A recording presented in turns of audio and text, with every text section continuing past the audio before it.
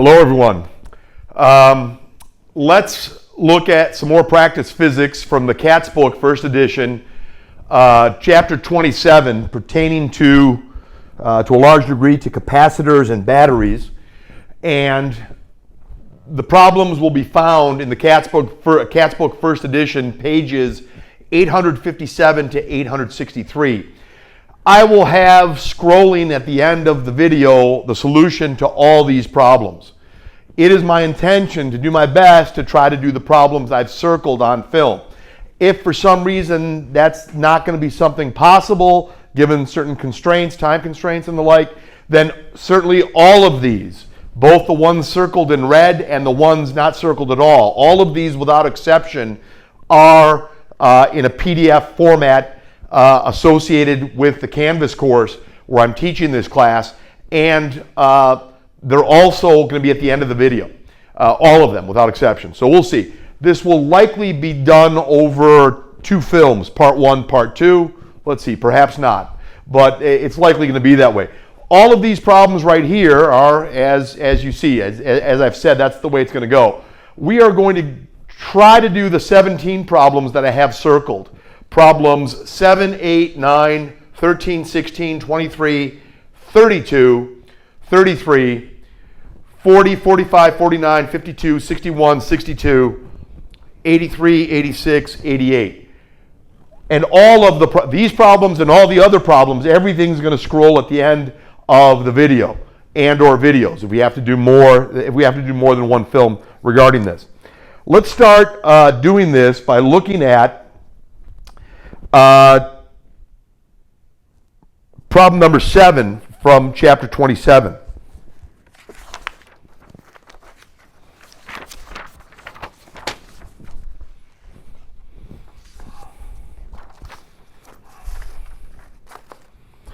So, problem number 7, they've got a figure there. I'll put the figure up. They basically have one of the capacitors charged and the other one is uncharged, and at some point there is going to be, when they're put together, they're going to have essentially the same final voltage associated with both. So stuff is kind of easier done than said. Let me just read it to you guys. There's capacitor 1, C sub 1 has 20 microfarad capacitance. Initially at a potential difference of 50 volts. And capacitor 2, C sub 2, is 5 microfarads. So C sub 1 is 20 microfarads capacitance, C sub 2 is 5 microfarads capacitance. C sub 1 has a potential difference associated with it at 50 volts, whereas C sub 2, the 5 microfarad capacitor, has none, no potential difference associated with it. There are 2 switches. And the 2 switches are then closed simultaneously. Find the final charge on each capacitor after a long time has passed. That's A. And B, calculate the percentage of the initial stored energy that was lost when the switches were closed. So, see what we can say here, guys.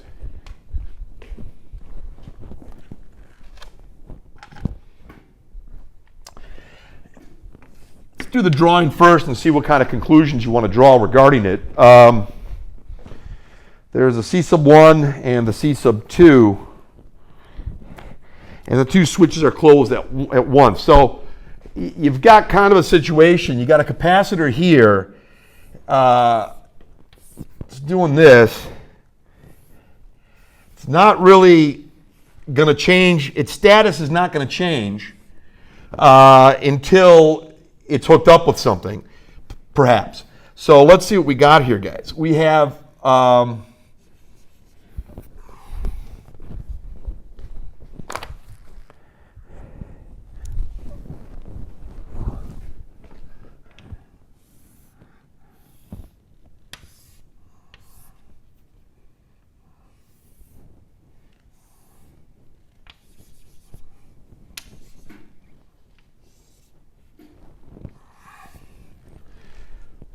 okay, they're basically right here, right next to each other. There's nothing really going on here as far as the potential difference is concerned, but there is a potential difference here, and you're going to hook them up and see what's going to happen. in a sense that we're told that you can treat these capacitors as parallel capacitors. Now, parallel capacitors have the attribute that the voltage across each is going to be equal. Remember, we've said things in the past, and like I said, you'll have access to the film for the course, for a non-calc based course where we actually talk about this stuff. It's very good review for us, or very good for us in general, because you don't have to go to a calculus background all the time to discuss some of the concepts. So it's already talked about elsewhere. But basically, we know that, if you're talking about capacitance, being some kind of Q over V, and you had things that, let's say, were in series, how does that play out? Well, their voltages add up. I mean, you got voltage equals Q over C, and if they're in series, the capacitances can be different, but the Q that's on them is the same, and the voltages add up. So you'd have like the grand total voltage would be V1, V2, plus V3, etc., going on and on, if you wish. This would be a total charge, the total charge Q, and that charge for an equivalent capacitor, and we call it C right here, and this one would be Q over C1, Q over C2, Q over C3. Like I said, I've done this elsewhere, and it was for a non-calc based class, but I make that same, the videos are available to everybody who wants to look at any of these videos, and they're available to people in my class, in the calc-based version of the class. You can look at a lot of the calc. I'm always going to leave the non-calc-based content available to people. If they want to acquire the book somehow and look at the problems that way, I think it's very good review. The more of this review that we have, the better off we are oftentimes. So you look at a situation like this, divide by Q on each side, all the way across, and you're getting this. And this is if they are in series. This is if they are in series. Okay. If we're talking about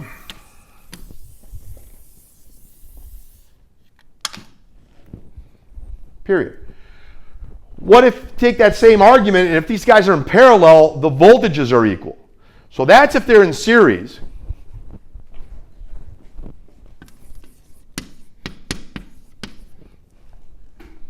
Okay.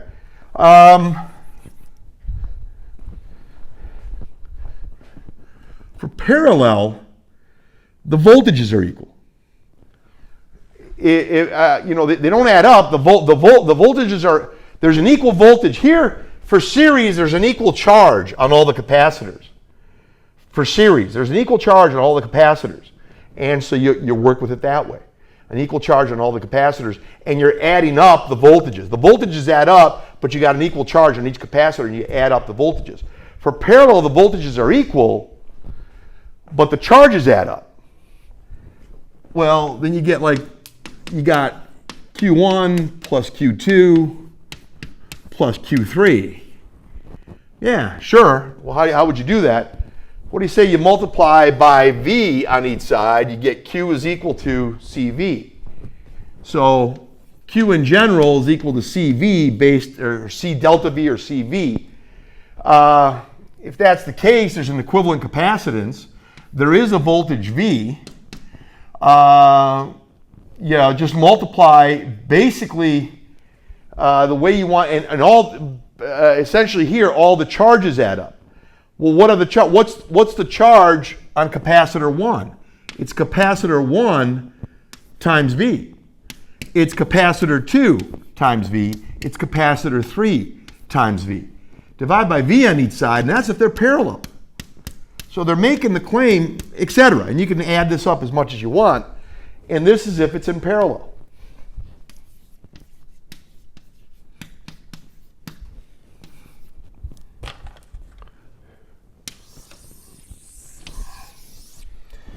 So on and so forth. The discussion is something we've seen before, and like I said, you'll have access to it, whether it's a calc-based lecture or non-calc-based lecture. If it's the same sort of content being discussed, I think it's very useful, and it's worth your while to have access somehow to the problems in a particular book that's being used in a particular course, if problem solutions are being provided to you.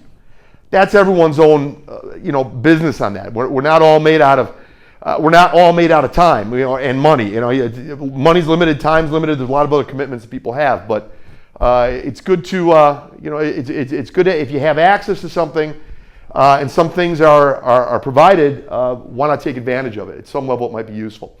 Well, I think the way you want to use it here is, this guy is what it is. This guy is what it is. At the end of the day, you can't really say that it's necessarily going to be the same amount of charge on each capacitor as is the case here when you're talking about series. I do know for sure it may not be the same amount of charge on each capacitor, which means I can't call it a series configuration, but a parallel configuration I can call it, because the voltages across each capacitor are going to be equal to one another. And that's why they're saying treat these capacitors as parallel capacitors. So with this in mind, they're saying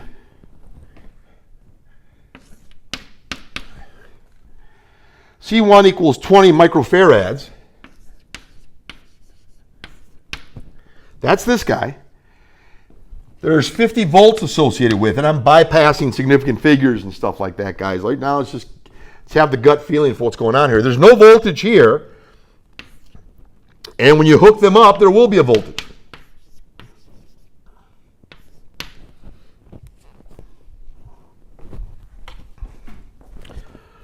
So that's what we have. Let's see what happens. Well, the voltages are going to be the same at the end of the day, and we know a couple other things too. If the voltage, if there's a certain amount of charge here, the charge isn't going to disappear into thin air. The charge will be broken up between them, and from there we can talk about a few things. Now, so many ways to go here, guys. So many ways to go. Let's just keep talking. We'll figure out where we're going to go. We'll just answer a bunch of questions, and that'll be good enough for us. Okay. So we know what we're talking about. We're going to have parallel configuration, and using the mathematics associated with the parallel configuration is the way to go on that. So remember this. Let's get rid of some of this stuff and try to do a few things.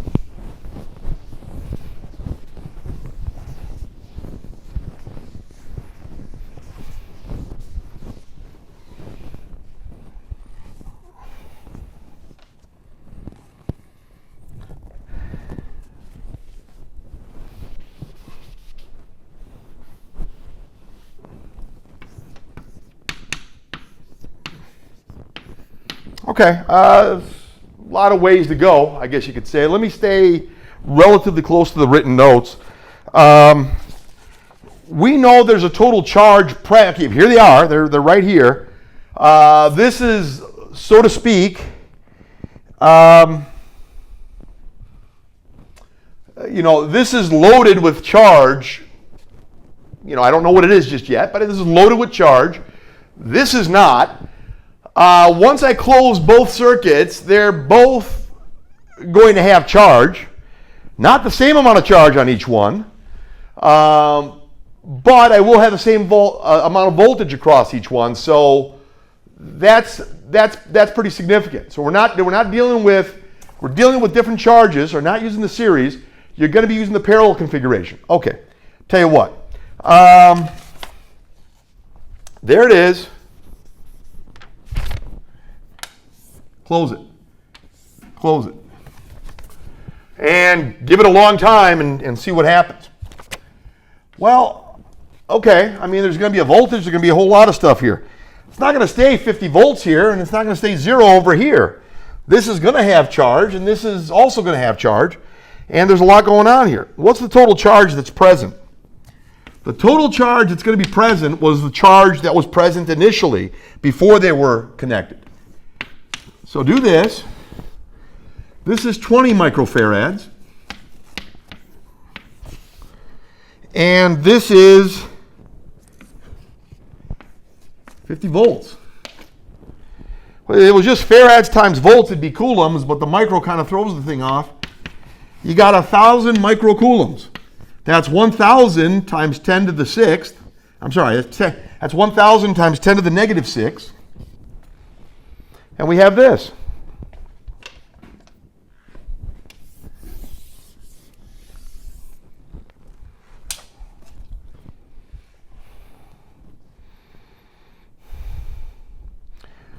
Okay, yeah, true. We also know that the equivalent capacitance,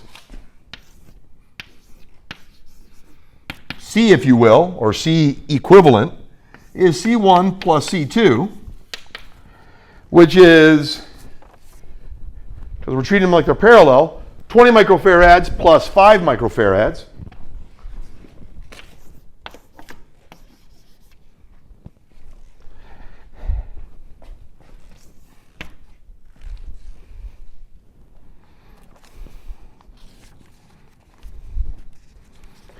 Okay, C equivalent, 25 microfarads, true. And we can find, I guess, if that's the equivalent configuration, what's the V new? We do know that capacitance is charge divided by voltage. It's going to be the same voltage across each one of those. Okay. This is the equivalent, the new one, so to speak. So what you're going to get, a lot of things you can do. Multiply by V new on each side and divide by C.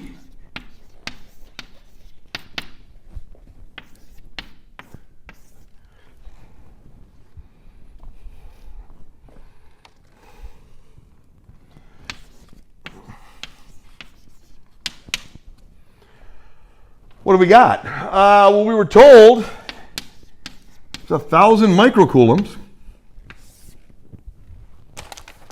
The C equivalent, that is C equivalent, you guys. I mean, whatever it's, whatever we got, we're looking at a situation now. What is the equivalent when we're talking about both of these associated together? That's 25 microfarads. Micro is 10 to the negative 6, and micro is 10 to the negative 6. Well, that's good. Well, 10 to the negative 6 is going to cancel out in both instances. Just do the division here.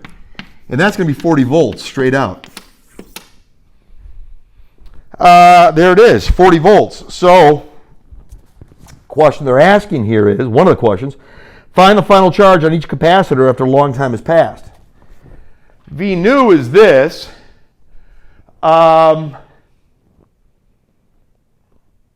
See what we can say here. That answers a lot. I mean, if we're talking about the new voltage after all this is done, associate the new voltage with 40 volts right here, and associate the new voltage with 40 volts right here, and let's see what that works.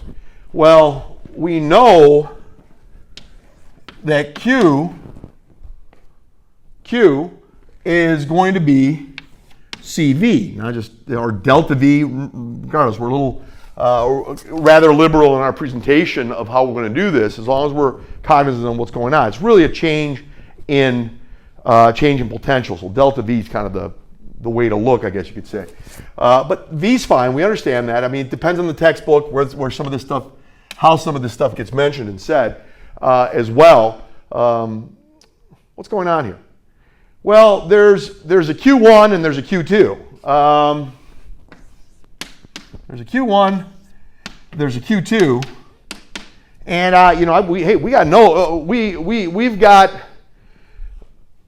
we've got news for everyone. 1,000 microcoulombs is the total, so it's not going to be more than that, not going to be less than that. So let's see what we have. If 1,000 microcoulombs is the total, let's just see if this is all verifiable that way.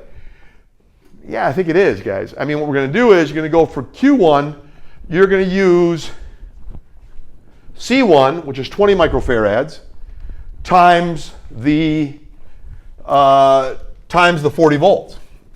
What's 20 microfarads, right? That capacitance hasn't changed.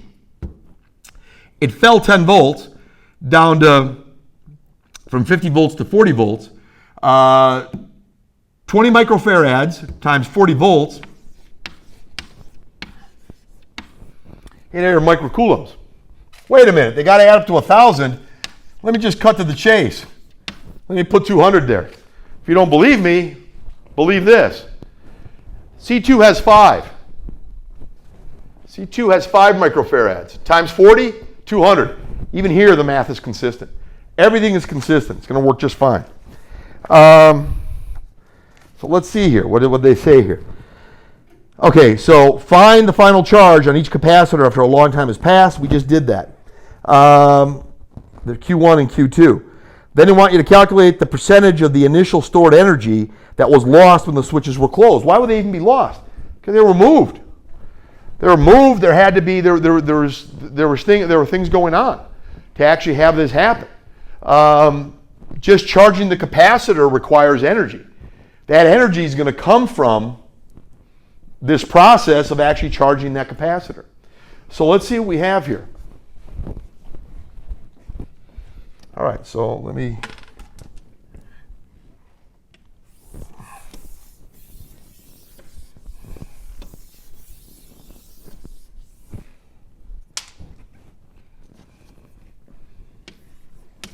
That's A on that. Okay, let's see here. What was going on? How much energy was stored initially and how much energy is stored now? To look at this. Okay, well, you've got a record of all this stuff.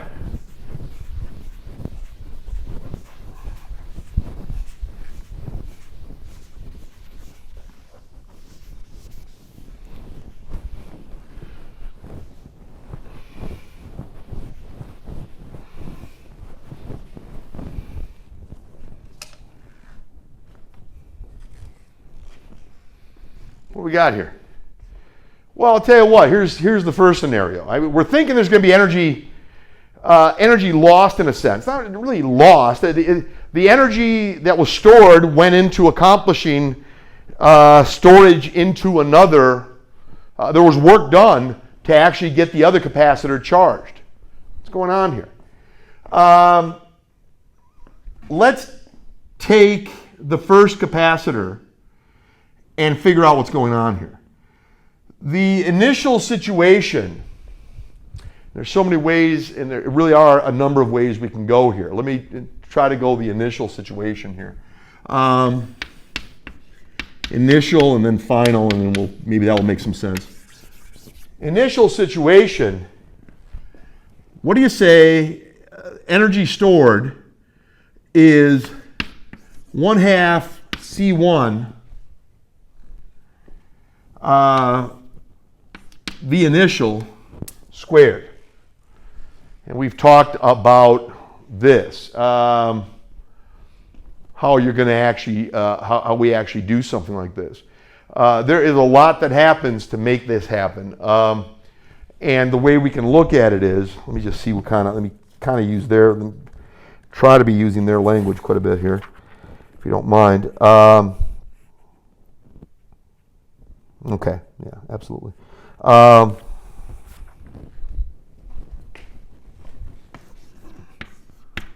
Yeah, it's absolutely true. You've got that right here. U sub B is 1/2 C1 VI squared. It's a number of other things too. As we said, this could be 1/2 QV, so on and so forth here, guys. We could see. Let me just try to look at it right. The 1/2 QV is pretty interesting because Q times V just by itself for one single charge is the amount of work that is being done on Q amount of charges. But it's only if it's a conglomerate of charge and it's being transported like that, the situation is quite fascinating. What happens is the voltage that has to be overcome is very little and then goes up all the way to V. On average, it is essentially what's happening here, guys, the voltage goes from 0 to V sub I when initially this guy was being charged up to get to what it was. So half of V sub I times Q will give you 1/2 Q V sub I, which can also be written as this. And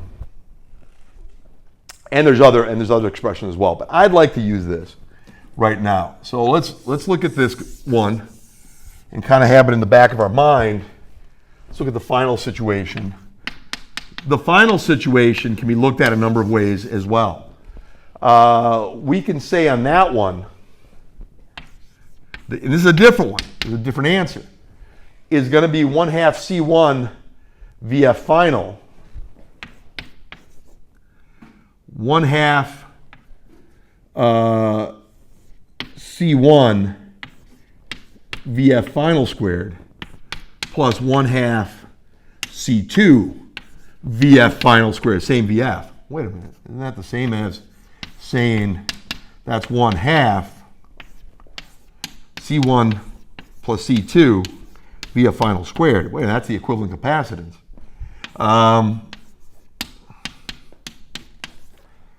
The equivalent capacitance is the sum of the two initial capacitances, and they're the same capacitance. It's what you have here is what we're looking at throughout is what I mean by the same. 20 microfarads and 5 microfarads. 25 microfarads. These are microfarads, so the micro's in there. So I'm ignoring it now, but I better not ignore it at the end, is I guess what I'm trying to say here. There's a lot of ways you can go here. This is 1,000. This is 40,000. Half of that is 20,000. 20,000 microjoules, because there was a microfarad in here. This is joules. This is times 10 to the negative, 10 to the negative 6 times all this, which is the same as 0.02. There's a lot you could say. Let's leave it for now. Just watch what you are doing. Be consistent. Make sure that the units are reasonable, very reasonable, right? So we're looking at this. I'm assuming we have done this okay. So we've got this, and this is the final scenario. That's the final scenario of how much energy is stored after you allowed the charging to take place. The charging took energy. You're going to see that it took energy to accomplish. Work had to be done. Yeah, I know. Well, where did work come from? It came from the stored energy that was initially present. We're assuming it's a bigger answer. What you have here is 1/2. The other guy is 20. And the initial is 50. There's nobody else there.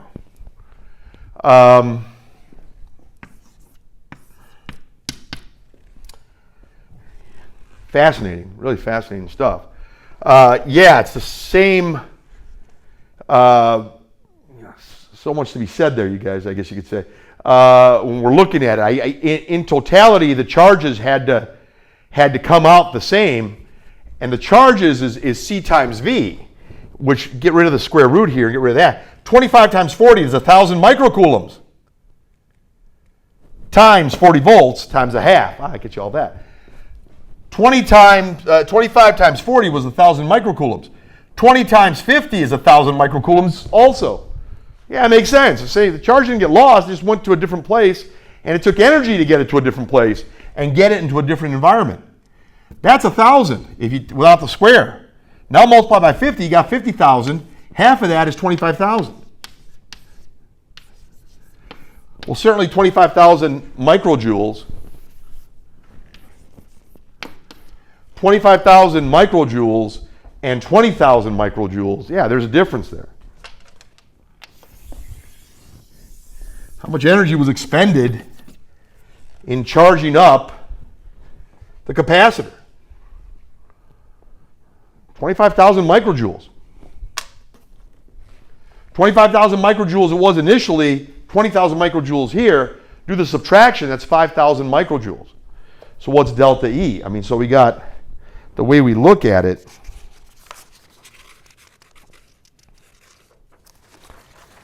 Yeah, in terms of potential energy. In terms of potential energy. The energy went to do something, and now you don't have as much potential, you don't have it stored.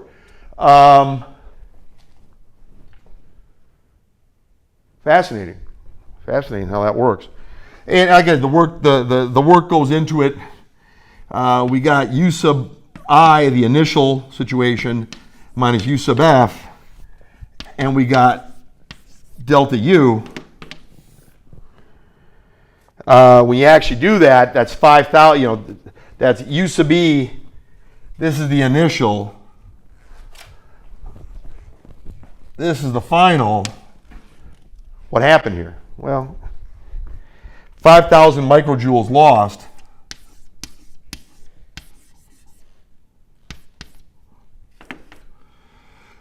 That's equal to 5 times 10 to the negative 3 joules lost. Well, again, work was done. It wasn't not really the fact that work was done. It went somewhere and it did something. Calculate the percentage of the initial stored energy that was lost when the switches were closed, and we just said that.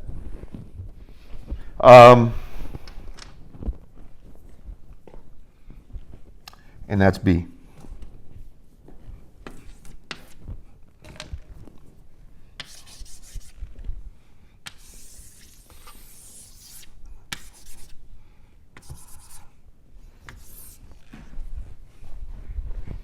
And this was A. Okay, let's go to number 8. Number 8, a capacitor has a charge of 3.587 nanocoulombs and a potential difference of 5 volts. How much energy is stored in the capacitor? What is the capacitance? Should be pretty straightforward stuff, guys.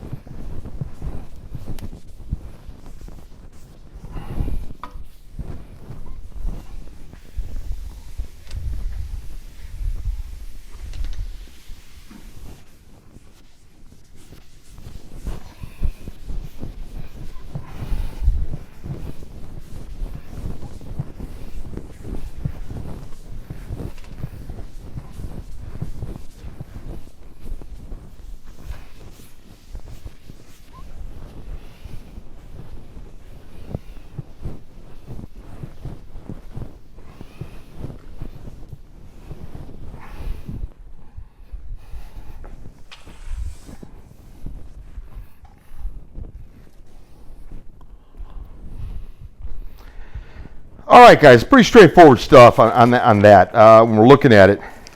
By the way, in the second, and the answer should be for number 7 as well, 7B. 1/5 of the energy was lost. 5,000 microjoules compared to the initial situation of 25,000 microjoules. 5,000 over 25,000 is 1/5. 1/5 of the initial stored energy was lost, and it went into doing the process that we saw done there. So 20% of it was lost. It had gone somewhere else to do the work that we were trying to accomplish of storing, of charging another capacitor for number 7. You'll see that, like I said in my notes, you guys. Some of the stuff that I do miss, hopefully not much, but if we do, again, all the notes are going to be, to the best of my ability, provided for you. For number 8, it's very similar to what we already done, in some sense substantially easier than what we already did. We got U sub E equals 1/2 C V squared, which is the same as 1/2 QV equals 1/2. Well, what's V? Well, V is C over Q. So let me see here. No, actually that's not true. Let me see here. C is Q over V. So V is equal to Q over C. So if you put Q over C right here, you get 1/2 Q squared over C. So all three of those are things we have seen.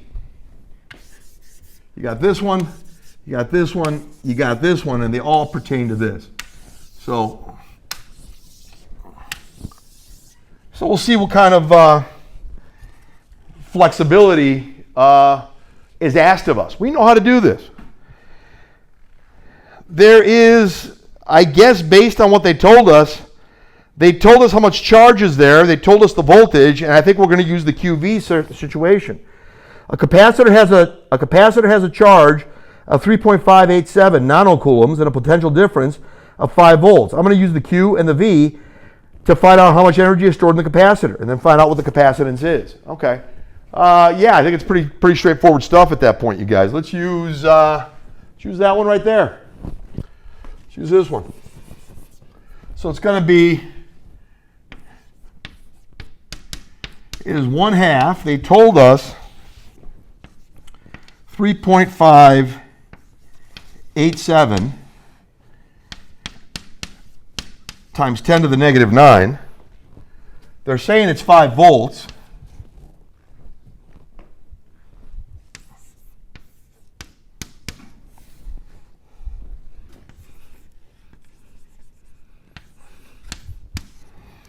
.97 times 10 to the negative 9 joules. That's nano. That's 8.97 nanojoules. In the end, that's neither, I mean, that's good. I mean, just be aware of what how we actually, nano, pico, micro, milli, etc., how that all works out. Okay, so we got this.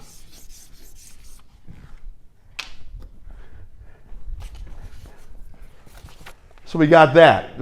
That's A.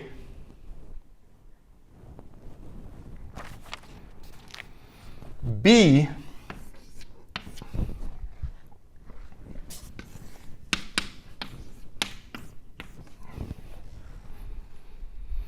That's all it is. All right, good enough. I mean, we know sometimes it's easier done than said, sometimes it's easier said than done. But there it is. That's the charge. This is 5. It's going to be 0.717 times 10 to the negative 9 farads, which is 0.717 nanofarads. People like to write the scientific notation with the lead number between 0 and 10. I'm sorry, between 1 and 10, not including 10.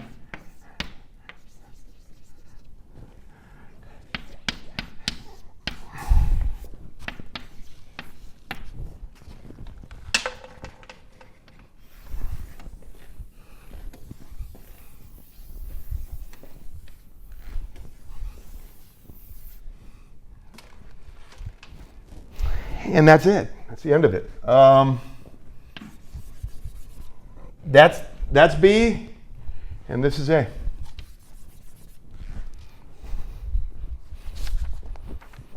Okay, let's keep going. Let's look at number 9. A 4.50 microfarad capacitor is connected to a battery for a long time. It's essentially going to get fully charged, you guys, is what that means. A, if the voltage of the battery is 9 volts, how much energy is stored in the capacitor? Fair enough. That's A. B, if the voltage of the battery is increased to 24 volts, how much energy is now stored in the capacitor? Again, for a long time, you're going to load this up and see what happens. Okay, let's take a look at some of the arguments here regarding that.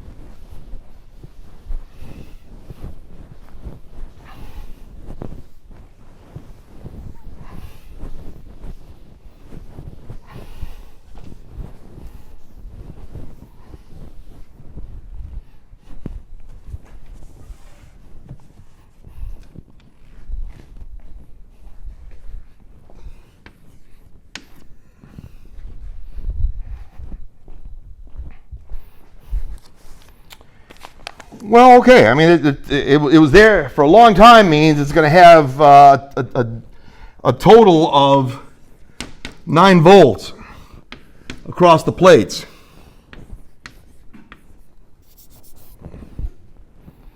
You got this right here. 1/2 is 1/2. C is 4.50 times 10 to the negative 6.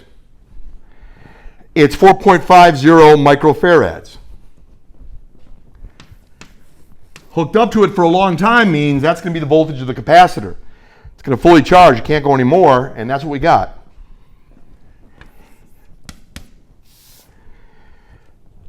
You grind out the numbers, guys.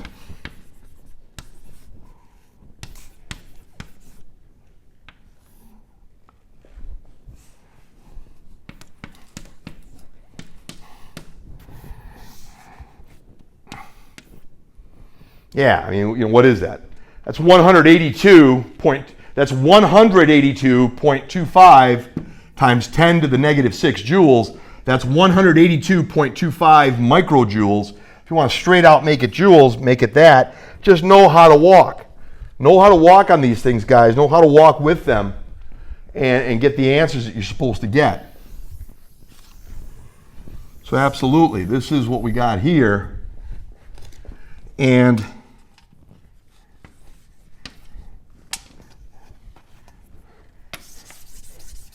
that's A.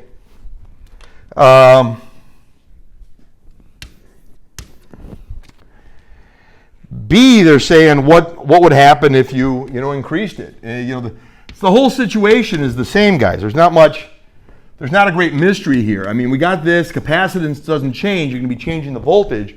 What's the voltage going to be? Well, the voltage is going to be something bigger. Bigger, yeah. From 9, it's going to go to 24. Well, 24 over 9 is a ratio of 8 over 3. It's almost 3 times bigger.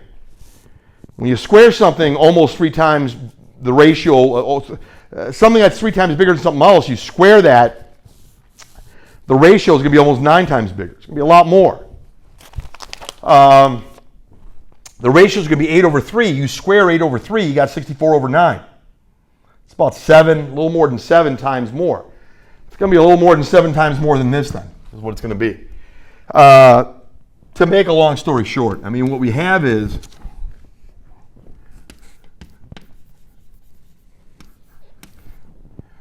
.50 times 10 to the negative 6.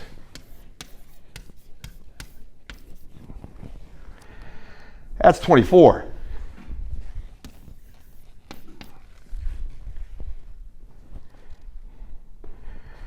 Grind out the numbers, guys. It's gonna be a number between 7 and 8 times bigger than that. Is what it's gonna be. So forgive me. No, trying to figure out what I could say here. It's gonna be more than. Well, okay. Now I got myself a little confused here. When we do this, we have 64 over 9. That's 7 something. It's going to be between 7 and 8 times bigger, something along those lines, guys. It's going to be bigger. We see that. It makes perfect sense. It's not just going to be the ratio of, let's say that was 8, and let's say that was 24. 24 divided by 8 is 3. It's not just going to be 3 times more. It's not just going to be 3 times more energy stored, even though it's just 3 times more voltage. It's dependent upon the square of the voltage, the way this is all set up. So it's going to be 9 times more energy stored, even if it's just 3 times the voltage under consideration. If that 9 was an 8, and if that remains a 24 kind of thing. So anyway, it's going to be close to 9 times more, 8 or 9 times more, so to speak. So let me try to figure out what I could say here. For some reason, I'm just trying to figure out where this is coming from. Yeah, absolutely. There's nothing really to get beyond that, guys. It's coming along these lines. It's coming at us along these lines pretty much, and that's this. End of the story.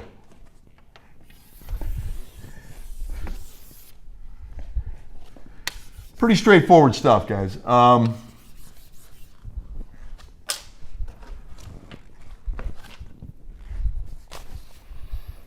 Okay, that's 9. So we did 7, 8, and 9. Let's go to 13. 13, a 1.50 volt battery is used to charge a capacitor. When the capacitor is fully charged, it stores 37.5 millijoules. If the capacitor were fully charged by a 3 volt battery instead, how much energy would it store? We kind of went along these lines before, guys. I kind of went into that just now. So let's see exactly what's going on, guys. The situation here is, if you want to look at it that way, is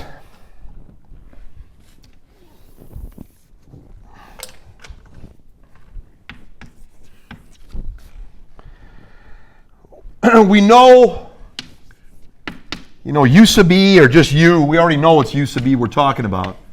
So we got this.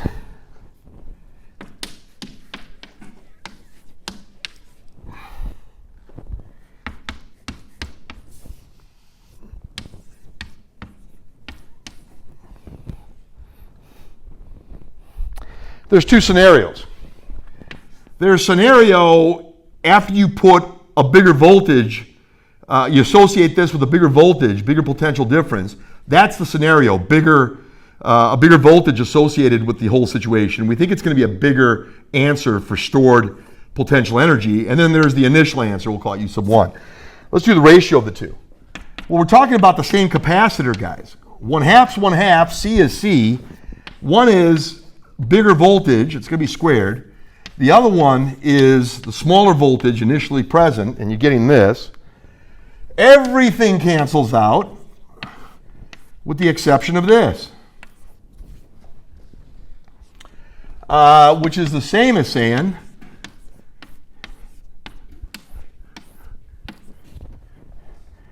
sounds good to me. So what are we going to have? What's the ratio of it? Well, I mean, you can do a lot of stuff. Number of ways to do it. I approached it somewhat differently in my notes, but not substantially differently. Use the 3. Let me just, we can talk live on this right now. This is 3 volts. This is 1.5. 3 divided by 1.5 is 2. When you square it, you get 4. The ratio,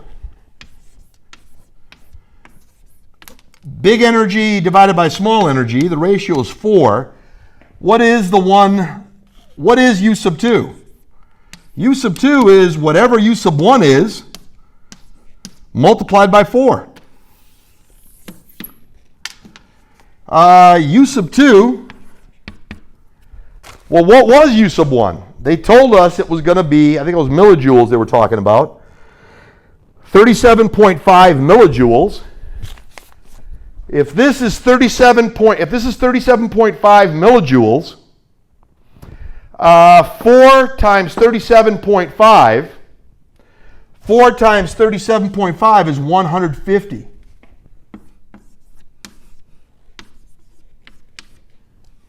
And like I said, get written a lot of ways. Let me just see how, because usually with the notes, I always try to confirm and be online with what everybody else is saying, at least how the answer key wants to talk. We know that's true. We got that. That's true. That's the same as saying this. Millijoules, that's 0.150 joules. So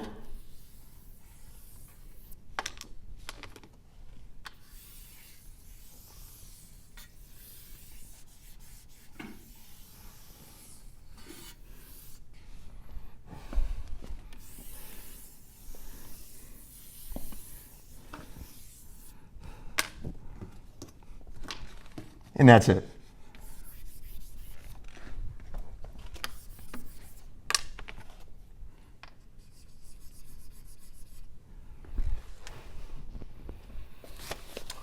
Yeah, very believable. And it wasn't just in this problem where we've gone in that direction. Let's keep going. Let's look at problem number 16. Problem number 16, a 6.5 microfarad capacitor is connected to a battery. Here we go again. What is the charge on each plate of the capacitor if the voltage of the battery is here's an A and B scenario. If it is 10 volts, that's the A scenario. In the B scenario, what if it's 2 volts? Well, if there's 2 less volts, if one's 10 volts, first scenario is a 10 volt charge, a 10 volt voltage, and a 5 volt voltage. A 10 volt voltage and a 2 volt voltage. The 2 volt voltage is 1/5 the voltage. If it's 1/5 the voltage, it's going to be 1/5 the charge. So that makes sense.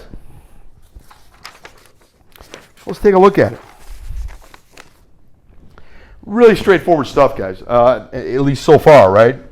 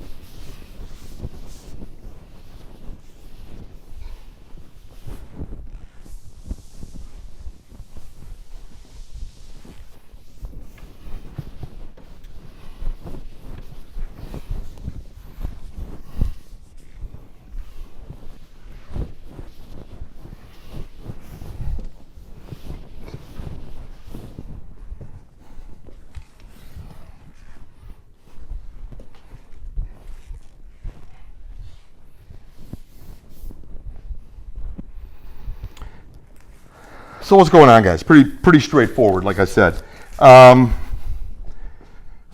We know you can use V, you can use delta V, as long as you're aware of the meaning of what you're actually using here, guys. The language is pretty flexible if you're cognizant of what it is that you're doing. C equals Q over V, Q equals CV.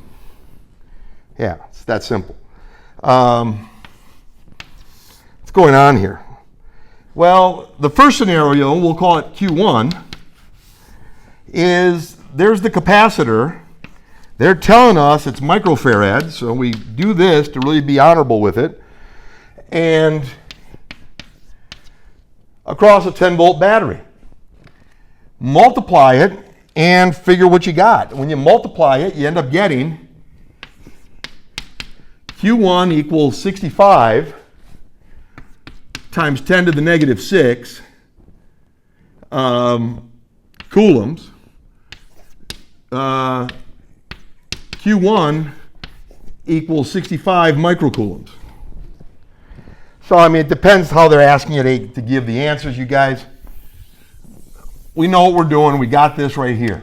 Simple as that. That's for the A scenario. For the B scenario, it's the exact same setup. It's the exact same setup. We'll call it Q2 for the B scenario. For the A scenario, it was Q1. For the B scenario, it was Q2.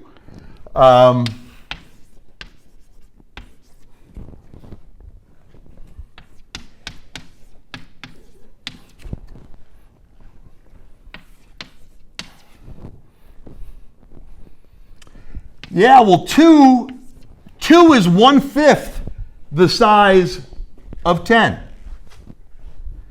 If 2 is 1/5 the size of 10, the product's going to be 1/5 the size of what we got over there. 1/5 the size of that comes out to that. You can grind the numbers and see that it's actually true. And that was some of what we were trying to talk about. We're doing a lot of this stuff, guys.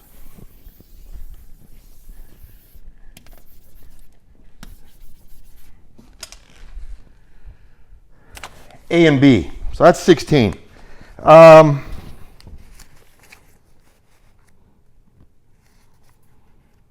go to 23.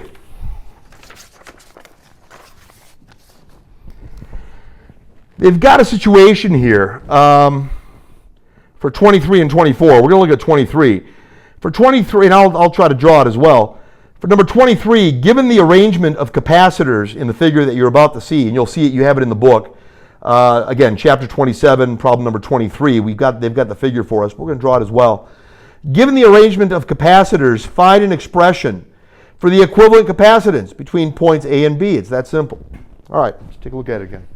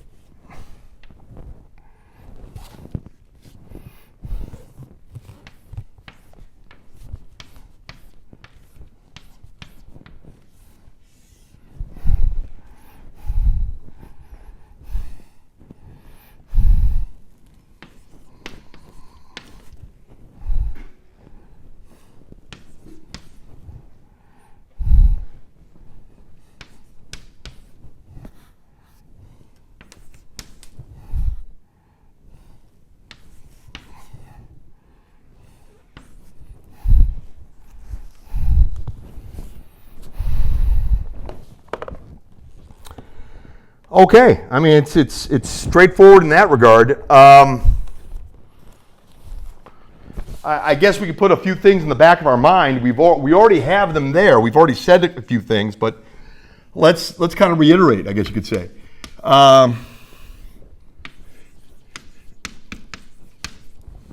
For series, we have 1 over C, or 1 over C equivalent. Sometimes you can just call it 1 over, well, you don't want to call it 1 over C because there's a C right here, so that could be a little bit of an issue. So you got 1 over C here, 1 over C EQ here, and that's equal for series, that's equal to the summation of all the 1 over C. It's equal to the summation of all the 1 over C's. For the parallel,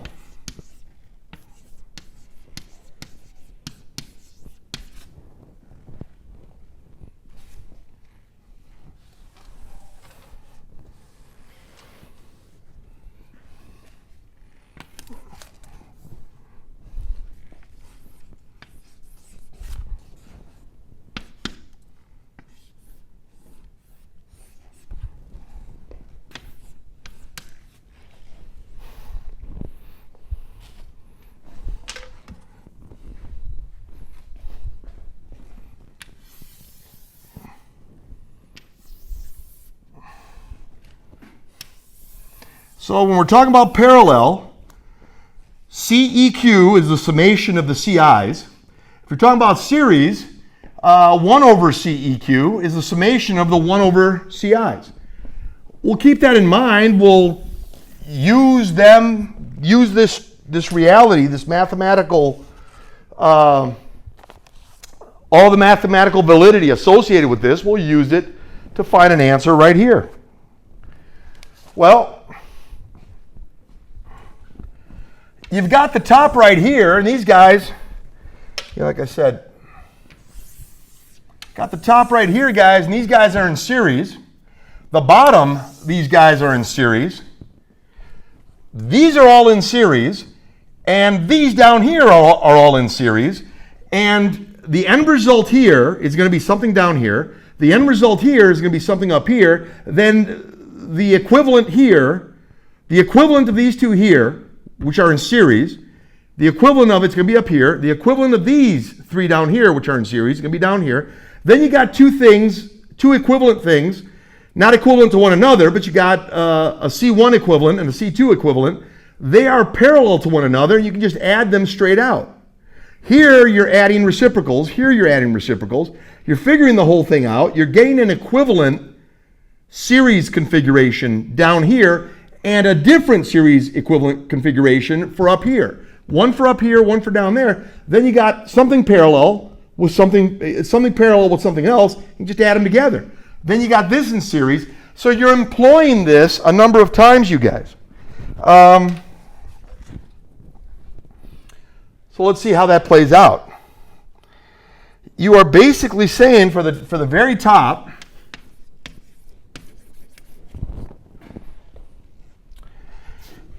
we'll call the top C1 equivalent. C1 EQ.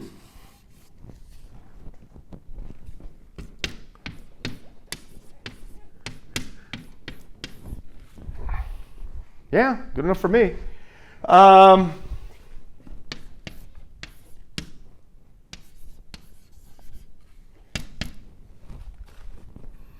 You got this, that's 1 over C2.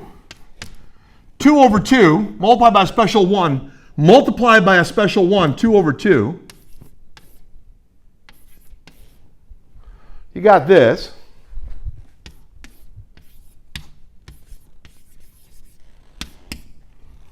You got a common denominator.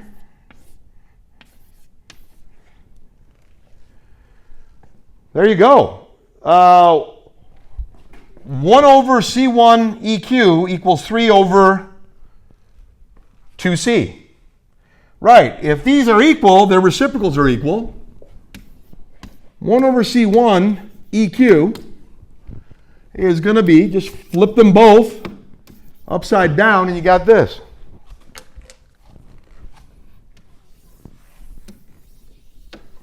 Oh, that's what you got for the first one, huh? Sounds good to me. How about the second one? For the second one, you can do the exact same argument as what you can do for the second one.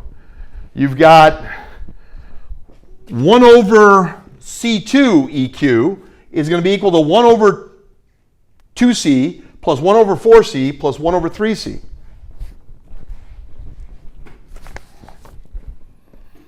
So 1 over 2 EQ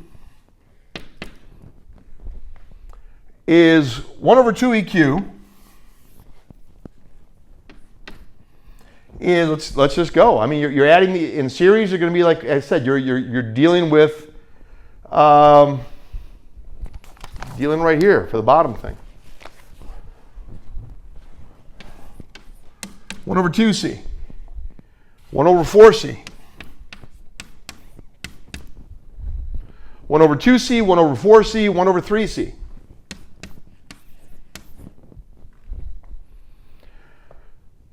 Sounds good to me. 2 times 4 times 3 is 24. You don't need to go that big. The 3, the 4, and the 2 all go into 12. Basically, we got 1 over 2 EQ multiplied by a special 1 called 6 over 6. Multiply here by a special 1 called 3 over 3. You're getting a 12C, guys, for a common denominator. Multiply by a special 1 called 4 over 4.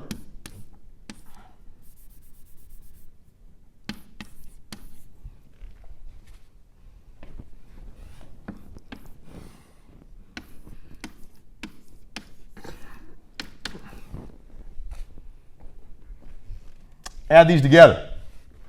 The 6 and the 3 and the 4 is going to be 13.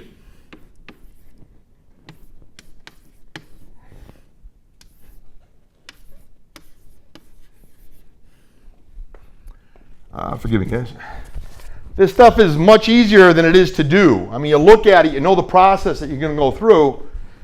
Depending how lengthy of an explanation that you're going to give, it can be rather time consuming, but it should be rather straightforward, though time consuming nonetheless. What you're looking at is if these two things are equal, their reciprocals are equal. 12/13 times C. Okay.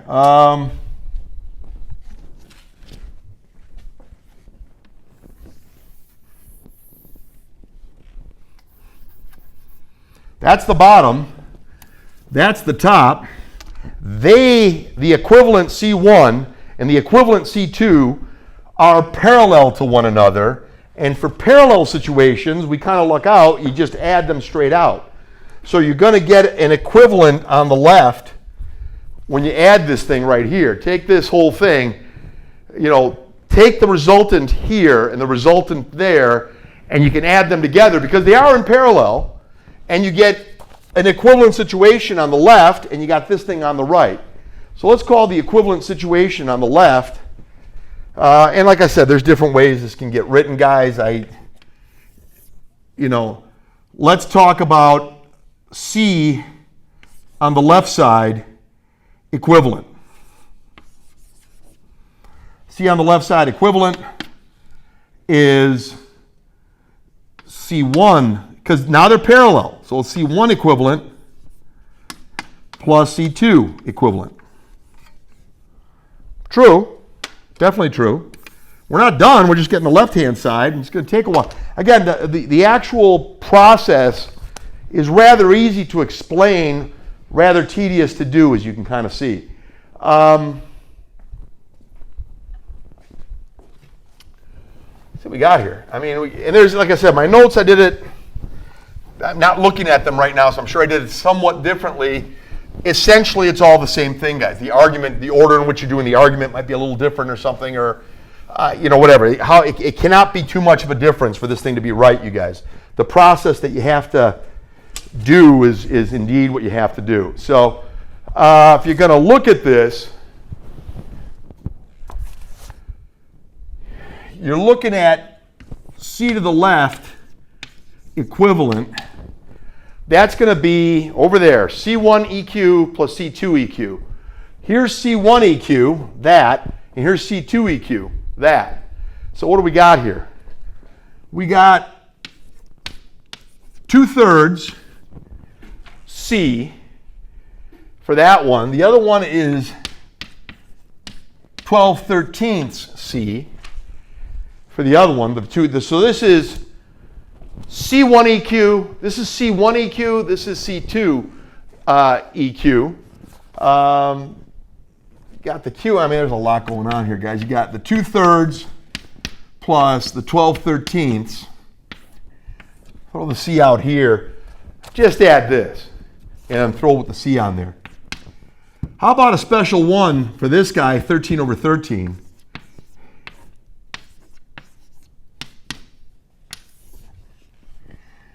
3/3, special one there, times C. Add them together. Interesting scenario in its own right, isn't it? I mean, you got 62/39C. 62/39C. A lot of this you can do with decimals. What degree of accuracy are people looking to do? I think fractions are a great thing because you don't have to worry about things repeating. You don't have to worry about any kind of awkward approximation, which may or may not be a good approximation. So there's a lot here. But this is it. This is the guy on the left. The equivalent to the whole thing here. The equivalent to this whole thing here is this guy right here. Yeah, and then this guy right here is on the right. And they're in series with one another. And if they're in series, you got to write it 1 over, 1 over C equals 1 over C1 plus 1 over C2 plus 1 over C3. You've got to talk about reciprocals and things of that nature. Okay, so what do we got here? We got 62 over 39C for that for the left guy. So let's see. At the end of the day,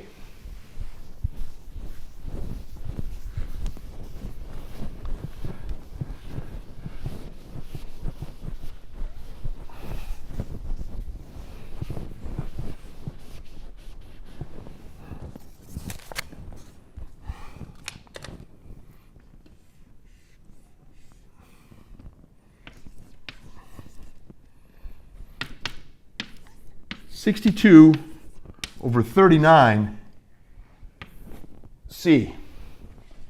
True. Let's call this guy on the right. Let's call him the guy on the right. C right equivalent. Well, C right equivalent is what that already is. There's not really to make it equivalent to anything. I already gave it to you. It's not being combined with anything else. So just for the sake of looking at it, add them together. Well, at least that's what you got. Great. The final equivalent capacitance. I know I've been using EQ quite a bit here. Let's use a final EQ on this whole thing. 1 over some kind of final EQ is going to equal 1 over CR, or let's go with the left. Let's just go from left to right. Not that it matters, guys. Obviously, not that it matters. So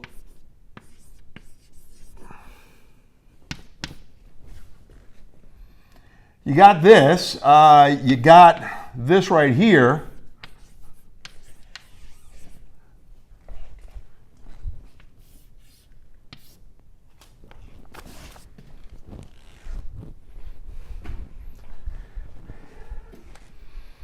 Yeah, I mean we know a lot. I mean it's not really a mystery from the beginning of it, guys. You just got to be patient with this and hopefully not make a careless mistake. And I obviously it applies to me as much as it applies to anyone else.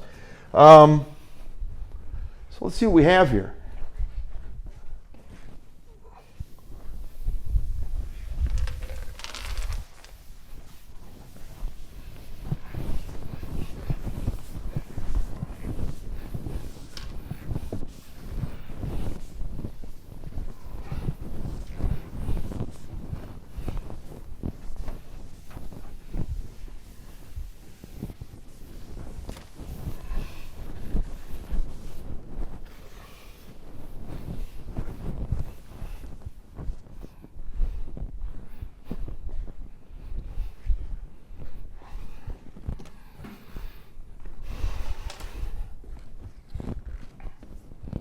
Okay, so we know a lot. I mean, we have a lot. We've got this whole thing, and I think we're going to be okay.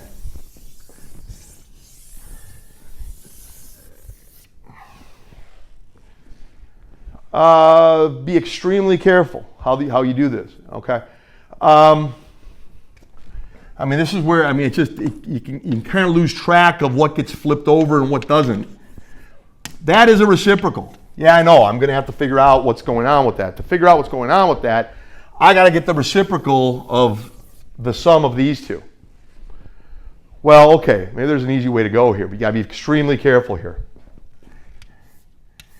If they were asking us,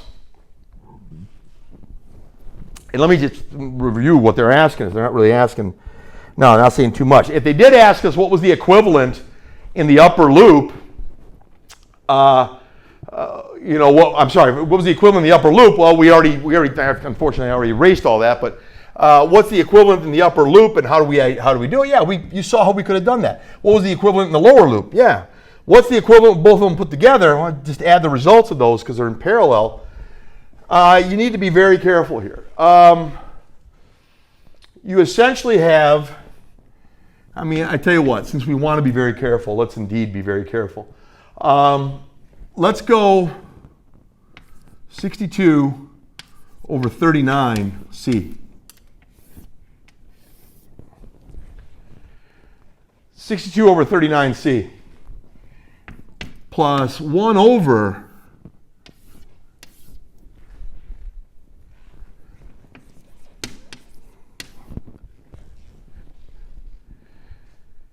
Yeah, I mean, that's literally, well, you saw it. This is literally what's going on, guys. We've talked about it.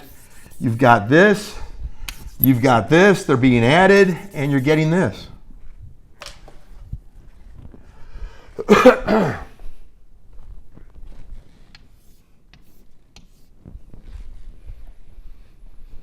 Yeah, good enough. What does all this mean? Means a lot. Again, caution.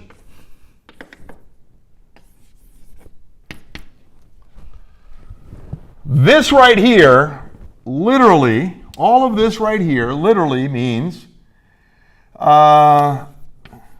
great caution here, guys. The C right here is really on the top of this bottom thing.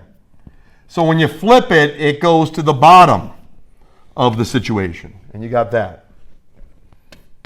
The C right here is really on the top of this bottom thing. The C right here is on the top of this whole bottom thing. C right here is on the top of this whole bottom thing. Extreme caution on that.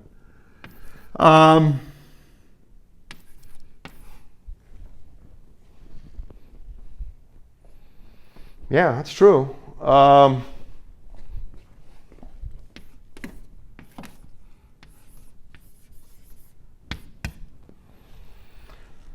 What is going on here? You know, it's a bit of a mess.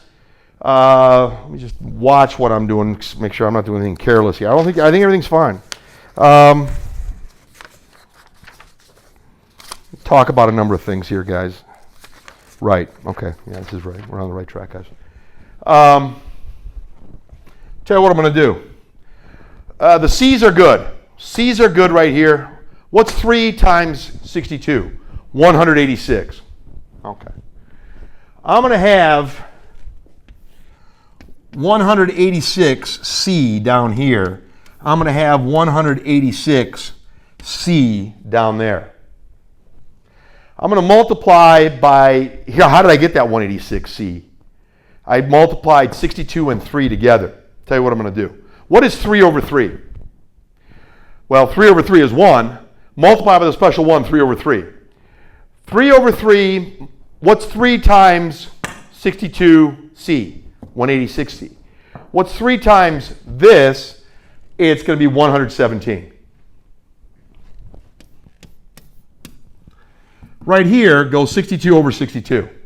3C times 62 is 186C. Okay, we engineered it to be that way. What's 2 times 62? It's going to be 124. Okay.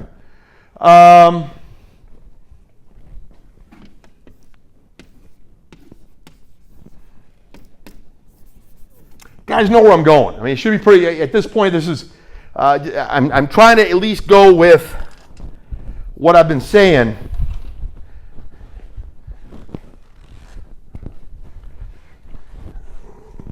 So we're here. I mean, we got a lot going on, guys. We got to here.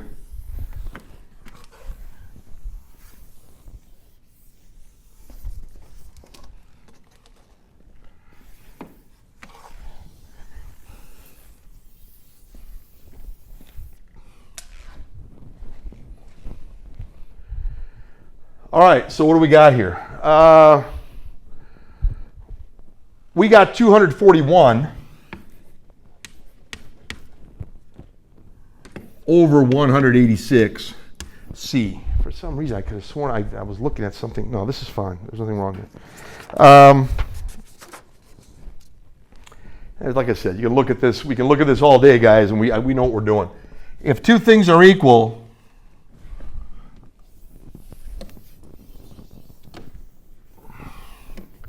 you know, that's, you know, we're a stone's throw away from getting the answer here.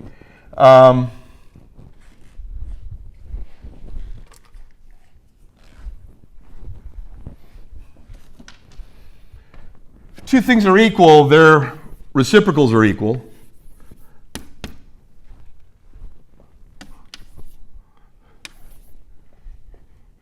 (186C over 241).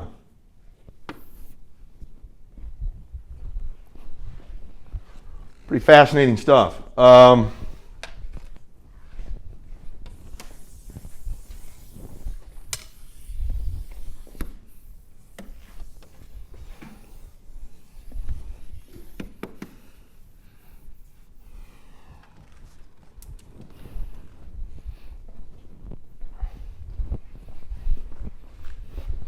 And again, how are they going to want a decimal answer? I mean, hopefully this stuff should be pretty clear.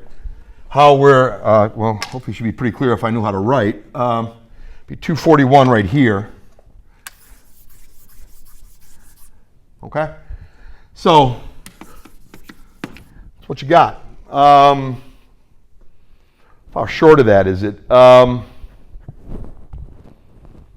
It's 62. You got this. This is roughly 3/4 of C, 0.75 times C, roughly. I mean, I didn't do the calculation on it, but this is how we can do it, guys, and get the right answer when we're talking about that.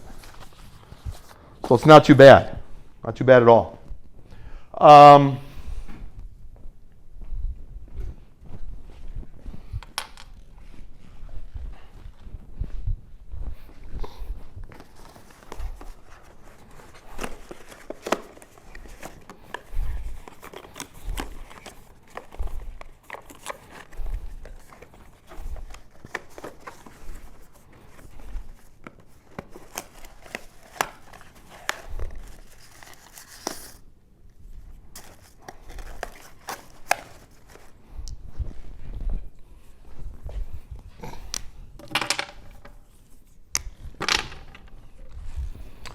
Okay, I mean, it's looking pretty good.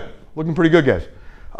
For 23, let's go to 32 and 33 and see what we can say about it. For problem number 32, a spherical capacitor is made up of two concentric spherical conductors. The inner sphere has positive charge plus Q, and the outer sphere has negative charge, negative Q. The radius of the inner sphere is r sub in, and the radius of the outer sphere is r sub out. Show that its capacitance is C equals 4 pi epsilon naught times the quantity R in, R out over the quantity R out minus R in. See what we can say on that one, guys.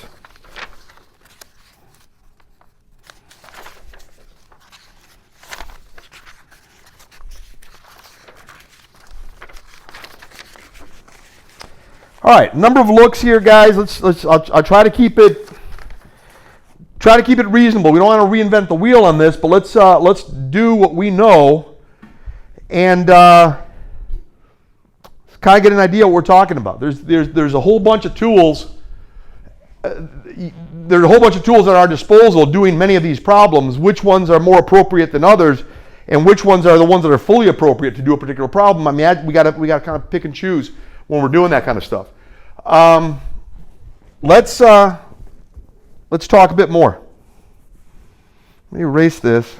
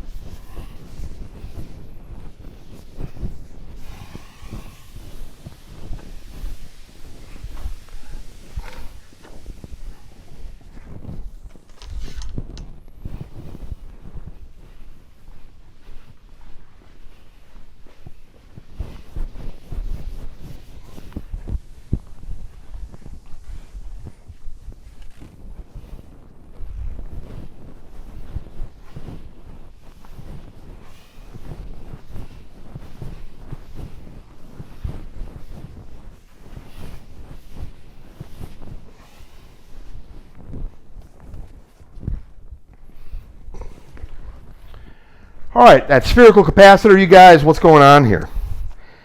Well, why don't we find out what is the potential difference between the two plates? they're rather odd plates. I mean, one's a, did they call them both spheres? Or, for number 32, a spherical capacitor is made up of two concentric spherical conductors. The inner sphere has positive charge, plus Q, and the outer sphere has negative charge, negative Q. The radius of the inner sphere is R sub in, and the radius of the outer sphere is R sub out, and they want you to show that at the end of the day, you guys, on this one, I mean, let me just write it here, and it's kind of the goal we're shooting for.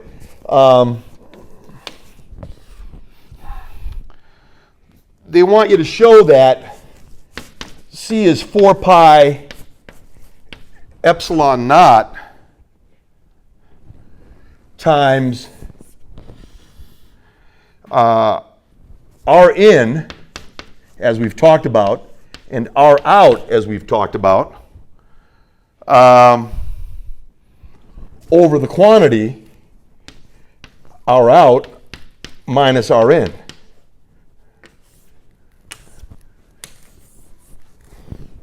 I mean, they write it a little differently, but they write the exact same thing, and you're trying to verify that. Yeah, I mean, we know, we know some things that are going to get us there. V or delta V. Where we use V or delta V, we're not going to worry about that, but we do know that capacitance, by definition, is the charge divided by the associated potential difference. Yeah, we know that. And that's kind of the bread and butter that's going to get us to this big conclusion right here at the end of the day. We got to prove this. We definitely got to prove this, and we will. So, well, we know this. Keep it in the back of your mind. We also know that the potential difference, delta V sub C, if you allow me to call it just V sub C, but it's really a delta V sub C, pertains to an integral as far as the magnitude is concerned. I'm being pretty either flexible or at least free in the expression of what we're trying to say here. Not worried a lot about that. We're not worried a lot about, okay, positive, negative, the whole thing. You've seen my earlier discussions, how we do this.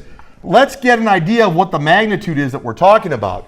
There's a positive charge, there's a positive net charge in the inner sphere, and what are they? Are they spherical shells? Sure, one could be a total sphere, the one in the middle at least, and the other one's got to have some kind of hollow aspect to it if it's going to contain the smaller sphere, right? So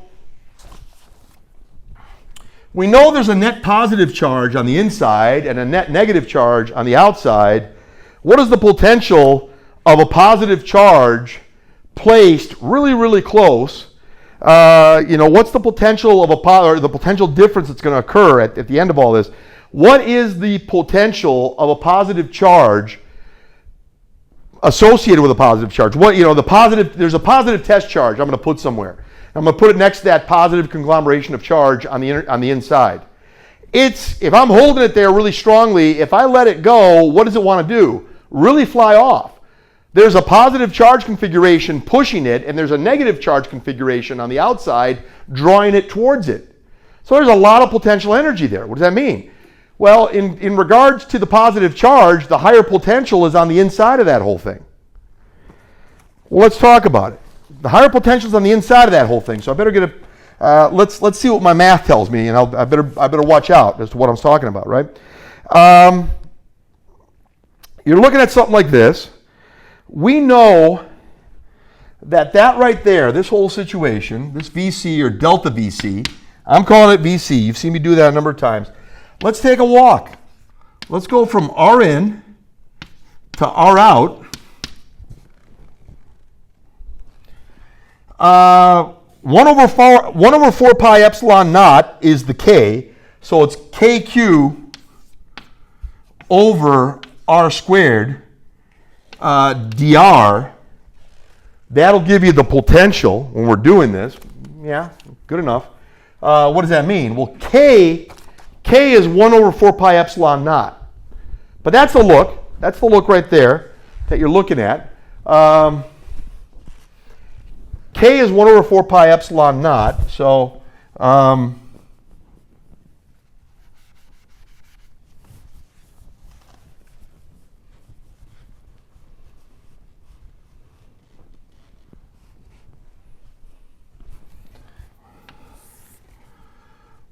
over 4 pi epsilon naught. So let me kind of write this bigger.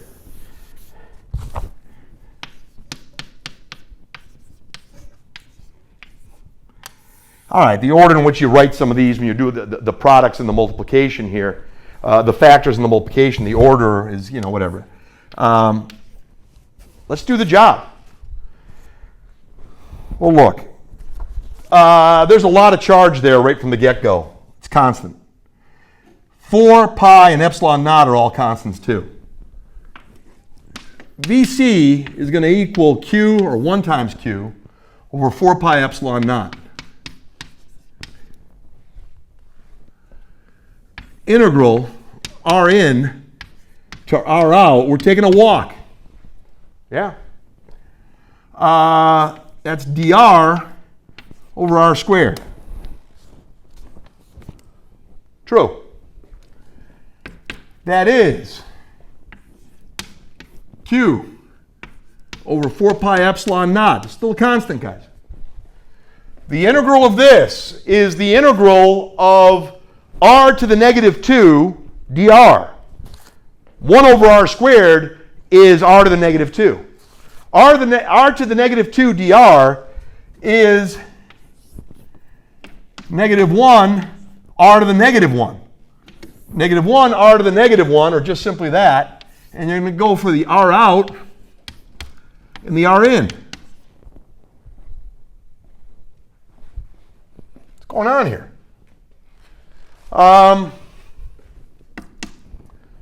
Be careful. You've got, it's good. We said it was going to be a positive answer. I sure doesn't look like it, but let's see how it ends. Initially, it sure doesn't look like it. That seals it, that negative that's present. You'll see.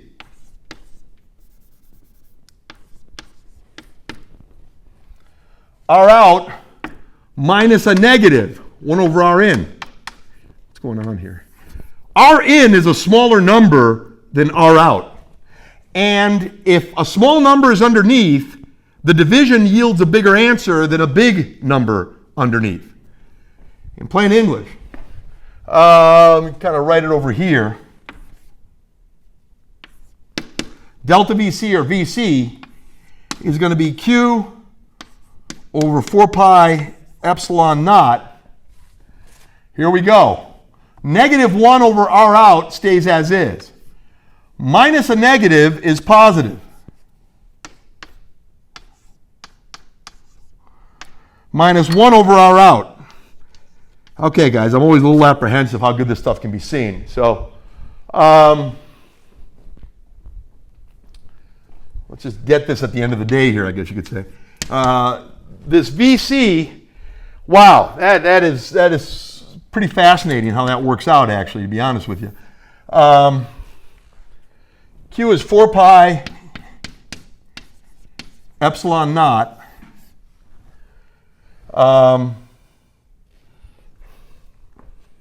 Okay, why on earth did I write it like that? But okay, I did. All right.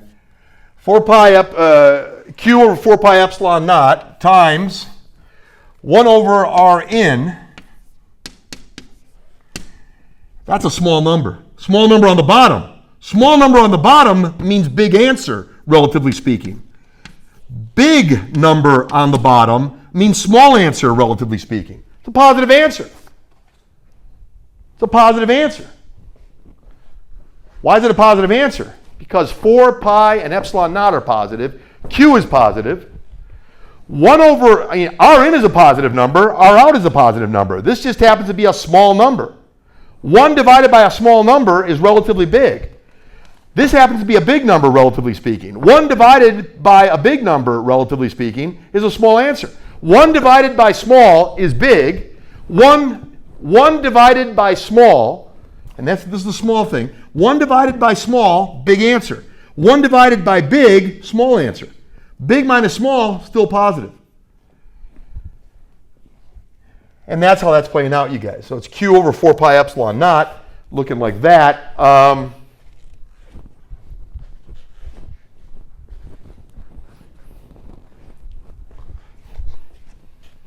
know why I put square brackets around this thing. It doesn't matter, guys. I mean, that's good enough. I mean, the big thing that, I mean, whether it's there or not, you got it over here too. The big thing is, this is all very believable. That's the potential difference. It should be delta VC, but I've been using the V's just by themselves so often, guys. I'm keeping some level of consistency with it. Again, different literature may say something different. The delta VC is definitely more intuitive, I think. So kind of be aware of that. I've told people that in the past, and I'm continuing to tell people that. So the VC or delta VC is a better way to write. They're the same thing for us right now. If this is the delta VC, if this whole thing is the delta VC, positive answer, calling it VC, what's the capacitance? Capacitance should be pretty straightforward right now. The capacitance, we did all this, we did the whole song and dance on this thing.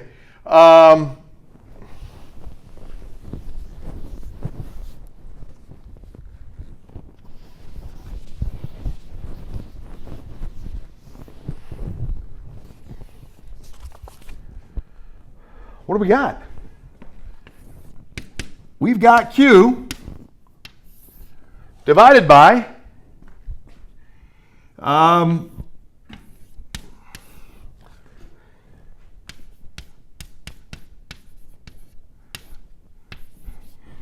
I like to write this differently every single time, don't I, guys?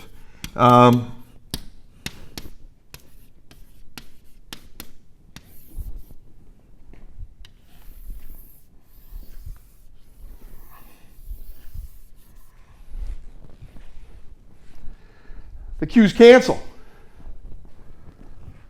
The Q's cancel. That flips up to here. Now we just got to talk a little bit. It shouldn't be too bad, guys. Again, the conclusions are not bad. I mean, we got this thing under control. We did what we did.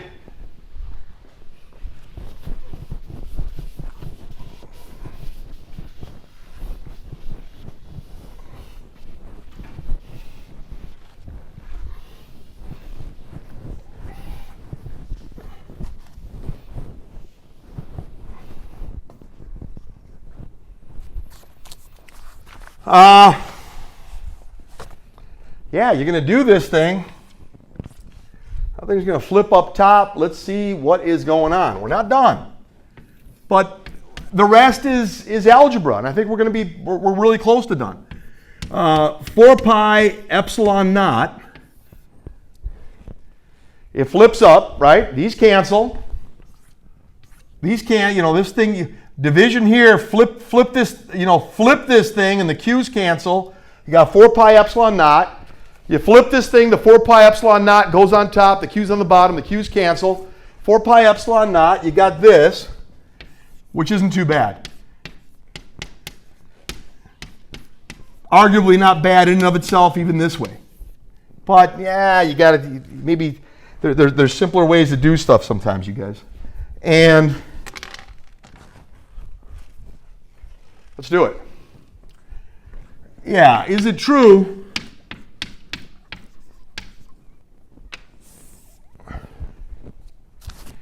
Let's get a common denominator here. Let's combine these. Let's take this thing right here and combine it and figure out what we're doing here, guys. What do you say you multiply by a special one called R out over R out? Sounds good to me.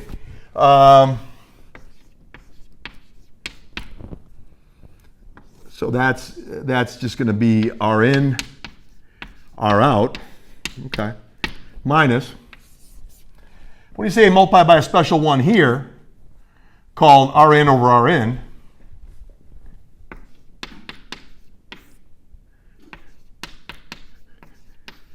Getting you that. You you see where this is going, guys, pretty clearly. 4 pi epsilon naught.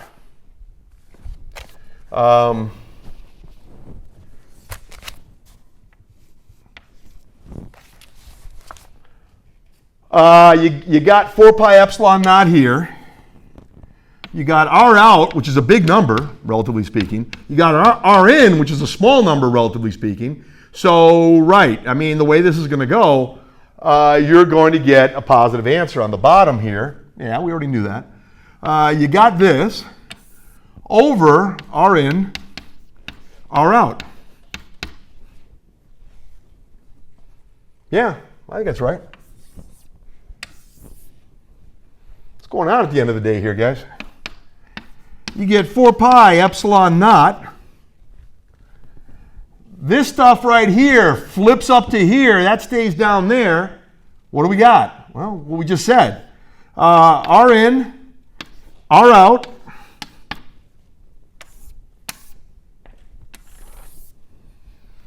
Over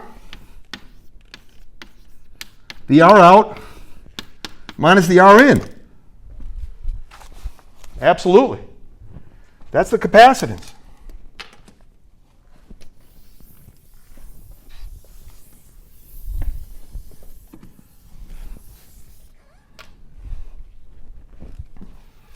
Yeah. There is no difference. It's right here. I mean, I know I bunched the 4 pi epsilon naught with the R in, R out. So what? You know, it's the same thing. It's the same thing, and there's your answer. Regarding what they're telling us for 32, or what they're asking us for 32. Okay?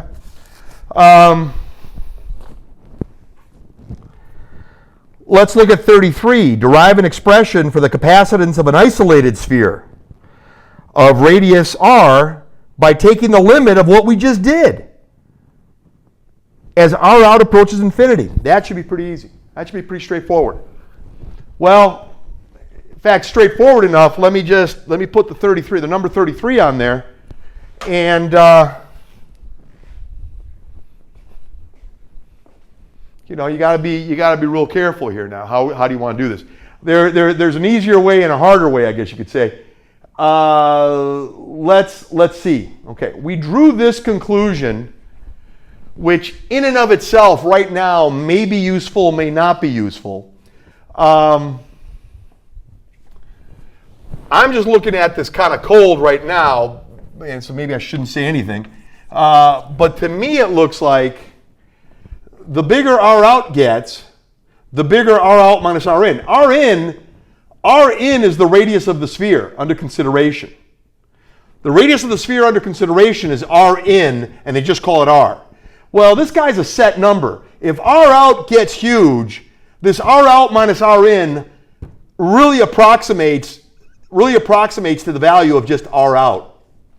And then R out divides into R out one time. And you end up getting, you know, this whole thing right here, this R out, this is a finite number. This goes toward infinity. Man, what's 1 million minus 1? Well, it's only 999,991. Oh, gee, that's a lot smaller than a million. Yeah. What's 1 trillion minus 1? How does that compare to a trillion? Well, 1 trillion minus 1 is 999,999,999 compared to 1 billion. Yeah, the ratio of one over the other is real close to 1. For real big value of R out, subtracting a little bit from it, any finite number from it, it's about the same as R. This thing's about the same as R out, and this is R out. They cancel, and you just got the R in right here. It's going to be 4 pi epsilon naught R in, or just R. That's what my gut's telling me when you're going to do this for number 33. All of them kind of go in that direction anyway. My friends, once you get to here, it confirms it a lot better. When we were here, before we did the fancy stuff to get that answer and to get the answer that we had up there, before I started kind of attacking this thing, whatever, but you saw what it was. You saw what the answer was for 32. What's going on here? Well, you got this. You can set up the capacitance.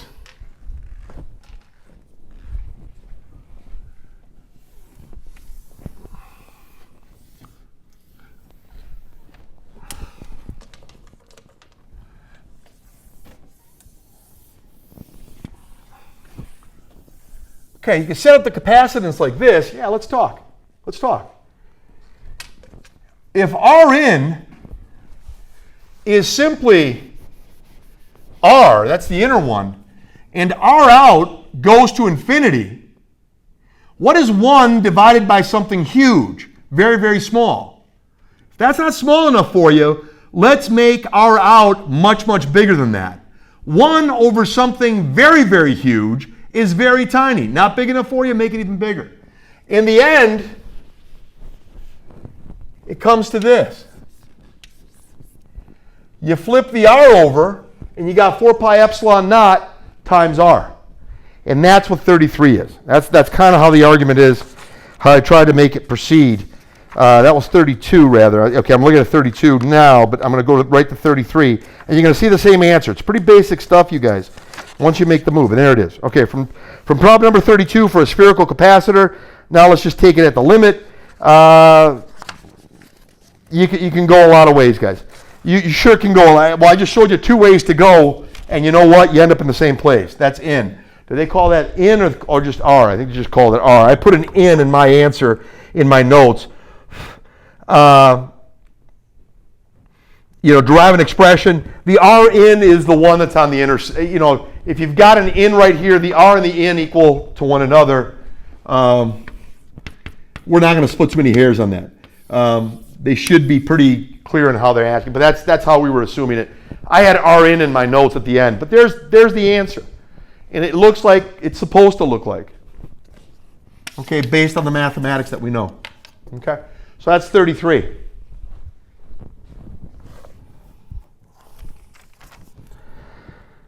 Let's go to problem number 40.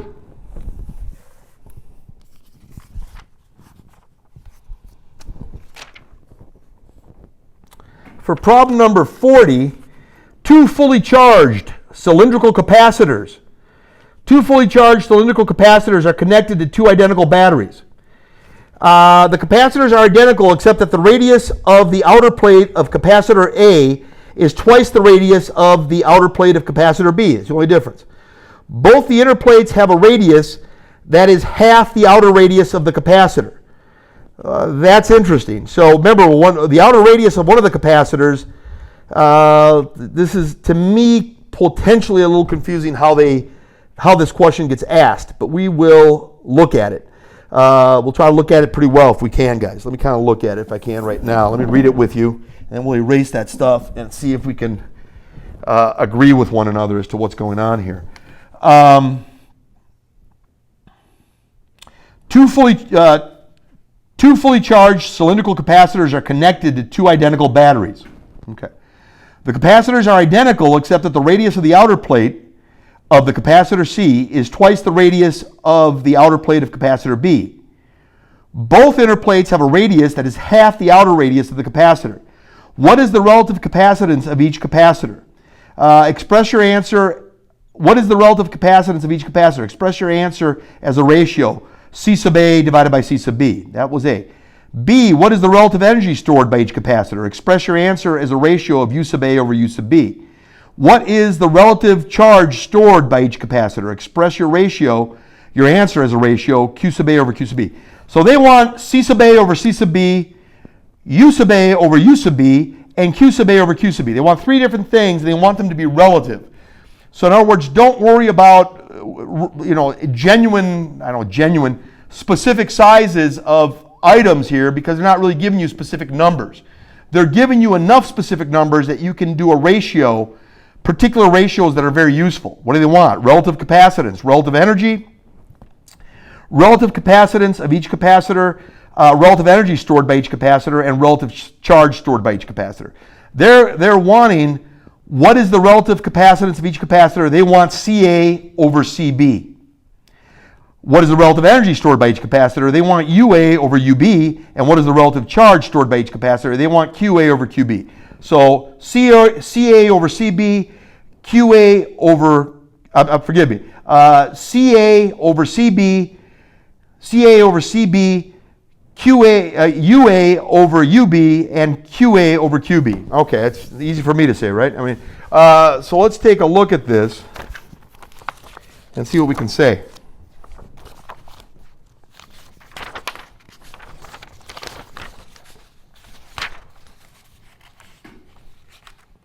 So we're looking at two separate circuits here, guys. And we do know that the potential difference between the plates of capacitor A and the potential difference between the plates of capacitor B, the potential difference between the plates of capacitor A and the potential difference between the plates of capacitor B are equal to one another. Because it told us about the battery, identical battery, and that kind of got us there. That's the potential difference between the plates because of the battery there. Two identical batteries, so delta V sub A equals delta V sub B equals delta V. So V sub A equals V sub B equals V. The outer, let me erase these and we'll talk about it a little bit more, I think is what we need to do. Be sure I have enough charge in my batteries. Speaking of charge, guys. All right. Absolutely.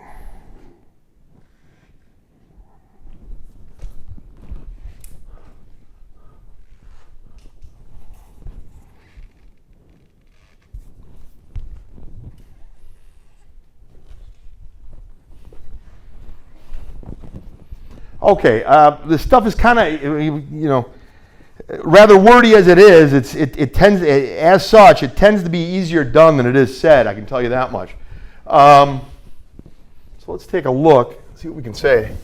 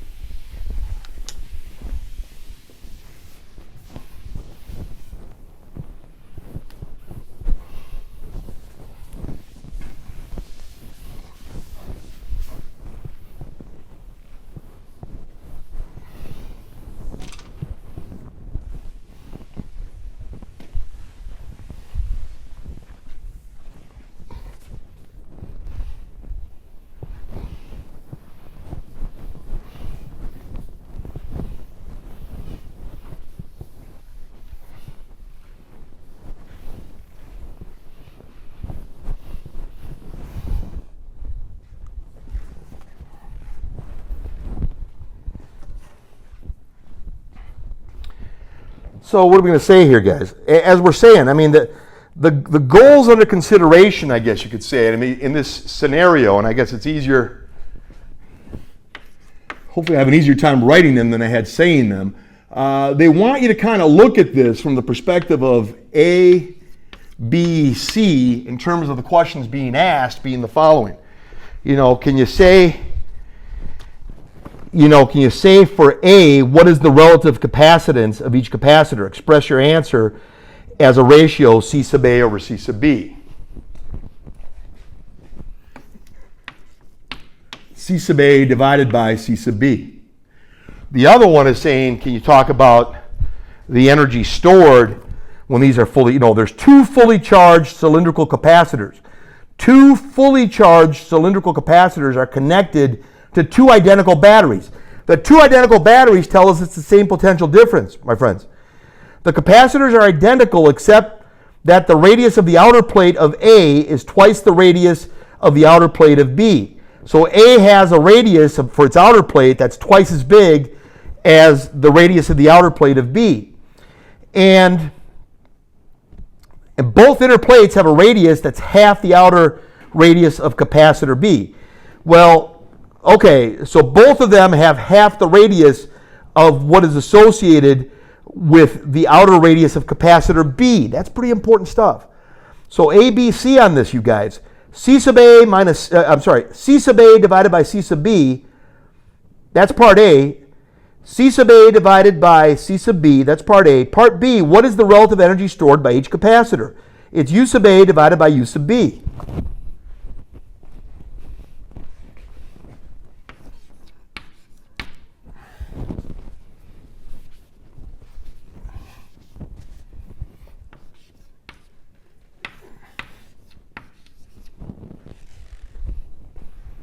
U sub A divided by U sub B, and the other one is saying find Q sub A divided by Q sub B. Okay, it's a very interesting problem. It's a great problem. I mean, it's asking a lot. I mean, at least it's asking a lot, and we can get it. I mean, so we got this. We're looking at this. We're looking at this, and we're looking at this. So this is kind of like in our mind how we're going to actually do this thing and make it make some sense. If that's the case,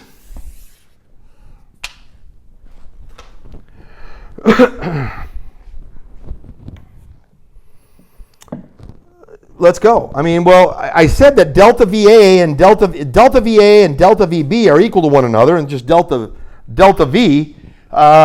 Frequently just use this. Delta VA, and I'll just say VA, the potential associated with that between the potential, this is the potential difference, delta VA, I'm just going to call it VA. That's the potential difference between the plates for capacitor A, potential difference between the plates for capacitor B, and that's equal to sum V. How do I know that? Because they're fully charged and they're both hooked up to batteries that are identical in potential difference. So that whole potential difference is actually going to be manifested there. They are telling us that the outer radius of A, ROA, is 2 times ROB. True. The radius initial, the inner radius of A is equal to the outer, the inner radius of A is equal to the inner radius of B. True. And it's 1/2 the size of the outer radius of B. Okay, that's important. These guys are equal. Very important. These aren't equal, but there's some mathematics that describes what's going on. And delta VA equals delta VB equals delta V. Okay. So how do you want to write this? I mean, what's out, what's in, whatever. Okay, we know the O is out, the I is in. There is, it's always something can be said, I guess you could say. Just curious as to how far I want to take this. I've shown this in the non-calc version, I think. How do we actually look at it? How do we find this for a cylindrical capacitor, and they talk about that.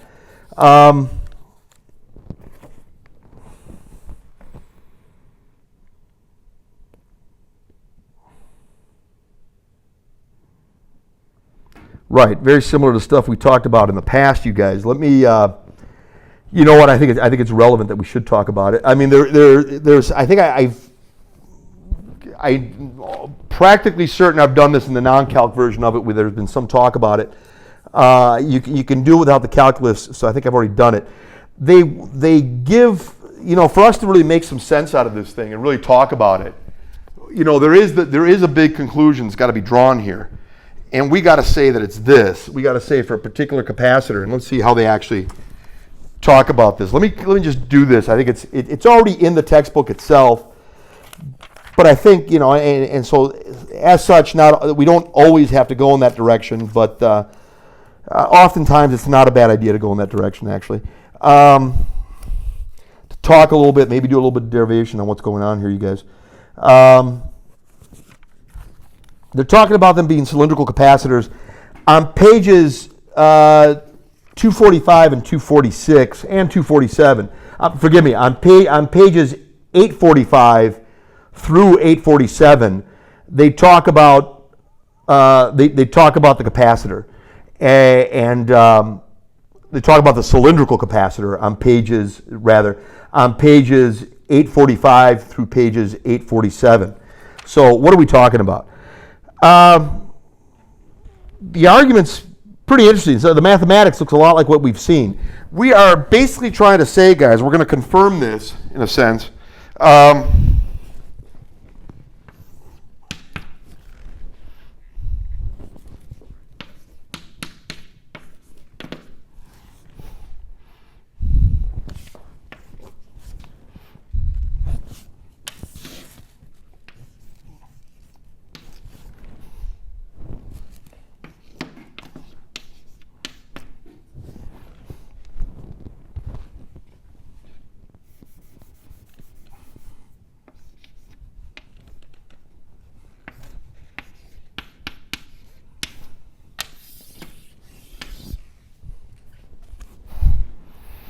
Yeah, I mean, can we talk about that? Yeah, we're going to reach that conclusion. It's going to help us out very much. The way they actually go about deriving something like this is, they take on pages, they talk about a cylindrical capacitor. A cylindrical capacitor of length capital L is made up of an inner plate that is a long solid cylinder with radius r sub in, and an outer plate that is a long hollow cylinder with an inner radius of r out, the inner radius of it. And that's what they're talking about in the problem that we have discussed. The inner plate has positive charge plus Q, and the outer plate has negative charge, negative Q.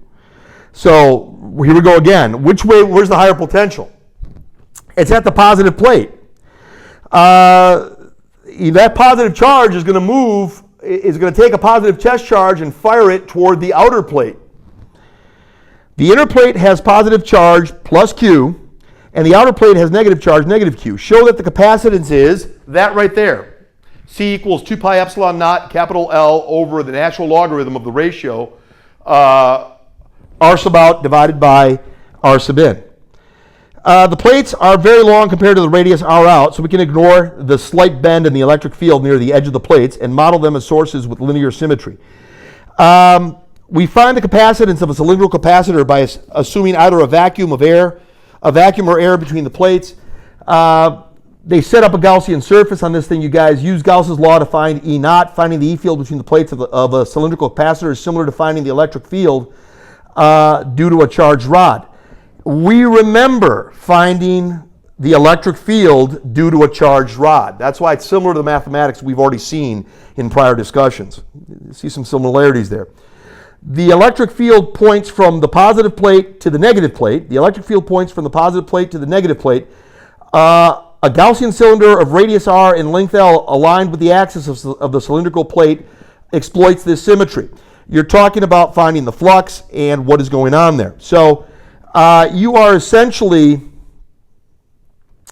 they say a bunch of things here, and I'm not sure how much I want to say about it, but let me say a little bit of what they're saying. You integrate to find the flux through a closed Gaussian surface, and then from there you kind of figure out what's going to be happening. So we are essentially going to be assuming the way this would actually proceed. So we're making the assumption, integrate to find the flux through the closed Gaussian surface, divide the integral into 3 parts, one for the left cap, L, and one for the closed curve, CP, and one for the right cap, capital R. So capital L, capital R.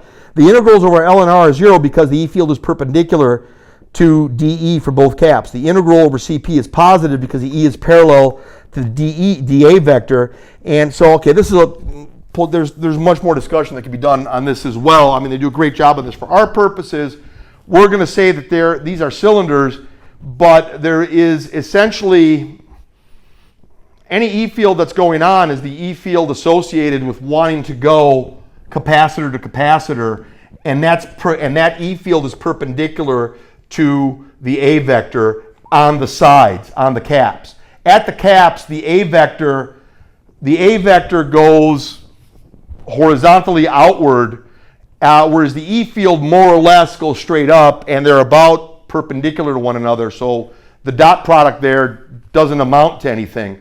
The dot product associated with A vector at the caps, the dot product associated with the E vector and the A vector, or dA vectors if you wish, because there are many of them, for all the dA vectors and for all the E vector under consideration, E vector and A vector at the caps are more or less perpendicular to each other. So the dot product is 0. You only care about the curve that's going around on this thing. So we kind of make the statement that the flux electric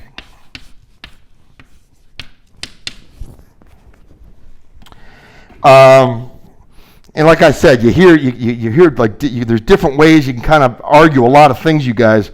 But for our purposes, we'll say the flux electric. We've talked about this, done the appropriate way and everything, and you got this.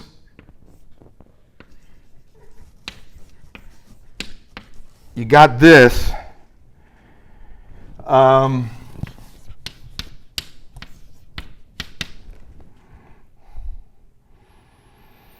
So the cylinder, so let's see here. The curved part or whatever, they use different language here, guys. Again, we eliminated what we wanted to eliminate already. So we're just talking about the cylindrical part that is curved and going up. We're not talking about the caps at all, to make that very clear to everyone. The E field and the dA vectors are always in line with one another. They are collinear with one another. The dot product, therefore, is E times dA times 1. There's going to be an angle theta between every associated E vector and every dA vector. They go completely in the same direction. They're in line with one another. The dot product of two completely collinear entities going in the same direction. The dot product of two collinear vectors going in the exact same direction. They're not going opposite each other, but going in the exact same direction. That dot product is always 1, so it's going to be EDA. So the integral here is going to be EDA.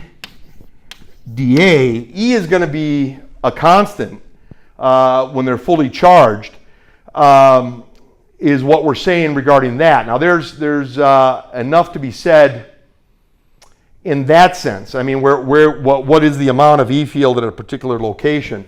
How that all plays out. So let's see what we got here. What do we have for an E field? So what we have, guys, when we're doing this, we said there's so much symmetry in this. It's going to be E vectors, the E coming right off of wherever you happen to be in the Gaussian surface. The E vector coming right off of that. It's going to be this. dA is going to be this for a particular location, L. And what is dA? Well, dA is going to be 2 pi radius under consideration. So let's see what kind of radius they're talking about. Any kind of radius of the Gaussian surface.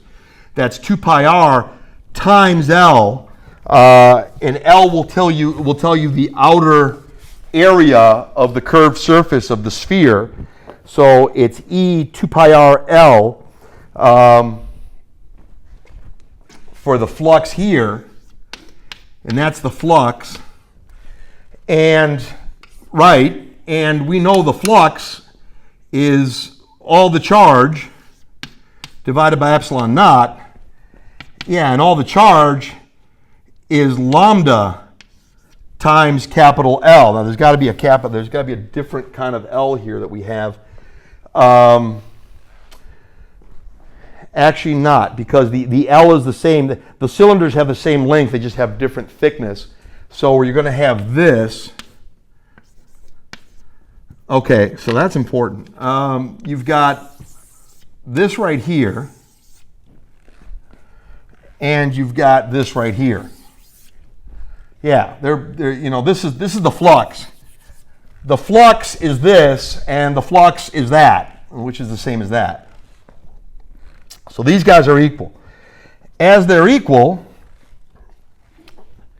divide by 2 pi r L, And let's see here. They didn't make, hopefully they didn't, let's see how everybody has talked.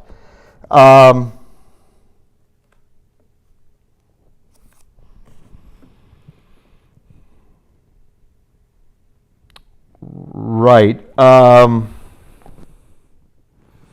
Okay, here's where it can potentially get a little messy. You could put your Gaussian surface as is here, as long as you know. Well, that's not really the cue there. They're going a little different.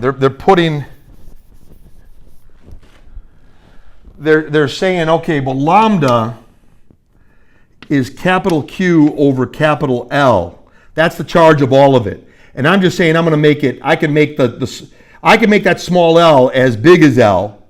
Can't really make it any bigger because the cylinder is not any longer than that. It's kind of this over epsilon naught. It's a little, some of the semantics of what we could say on this could get potentially a little on the messy side. Let's see what we can say. We've said we've got a number of things here set up. Let's, the length of the actual, so this L might not necessarily be as long as capital L. I don't know, there's a lot of ways to go here. So they're drawing the same conclusion at the end, so let's just follow their logic on that one. We essentially can write this thing as, this is the total charge over to the total long thing here. It ain't a big deal here, guys.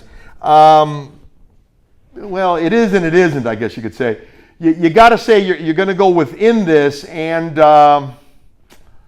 let me see here. It really wouldn't matter to a whole hill of beans, guys, because if this was capital L and that was capital L, we're going to cancel anyway. So maybe I'm making a bigger deal out of this than I should. Okay, so this right here is probably a more accurate, I don't know about more accurate, a little more rigorous presentation of what it is.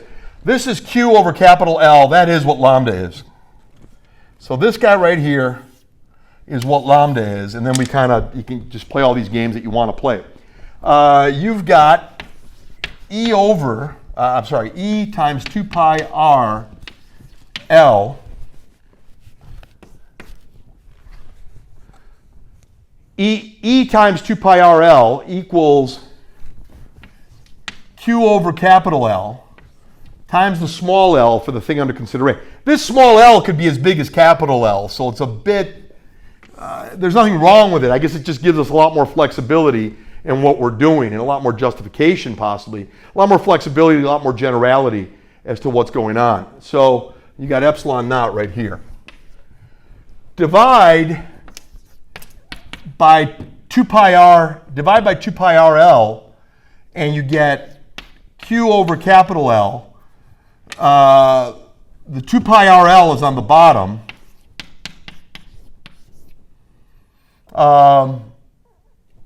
Let's see here.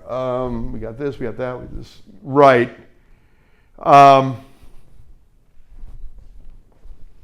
Right, that's fine. Don't like this epsilon naught. You can see that it's associated with Q. It's just a question of, I know we can all see this. Q over L, Q over capital L times L over epsilon naught. That's Q over L. The quantity divided by epsilon naught is like having the epsilon naught right here. Okay. Without having it here. So, okay, no big deal. 2 pi r L epsilon naught. There's an L right here. And this answers a lot. What happens is that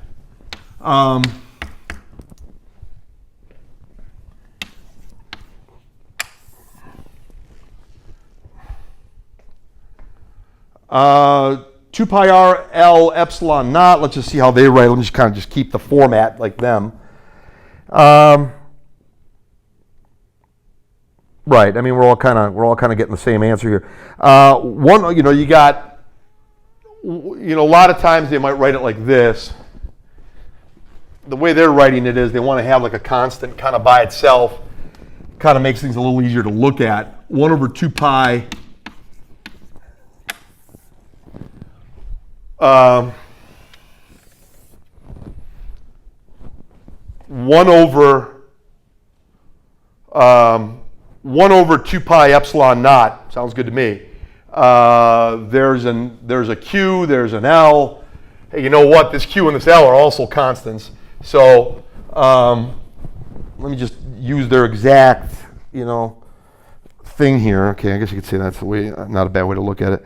Okay, so 1 over, it doesn't matter how we're going to write this, you guys, as long as we write it correctly, and we're fine. This Q over L, okay. Well, we got a lot going on here. They kind of just leave it. Yeah, that's fine. Leave it like that. These are all constants. 1's a constant, 2's a constant, so is pi, so is epsilon naught, so is Q, so is capital L. Even if we had capital L here and a capital L here, even here, you still got lambda, and lambda's Q over capital L. The capital L would have still stayed, and the other capital L's would have come out of there. You didn't need the small l there. But with the small l there, there's more generality in the discussion, as far as I'm concerned. You've got this, and you got the big thing right here. This is the only variable.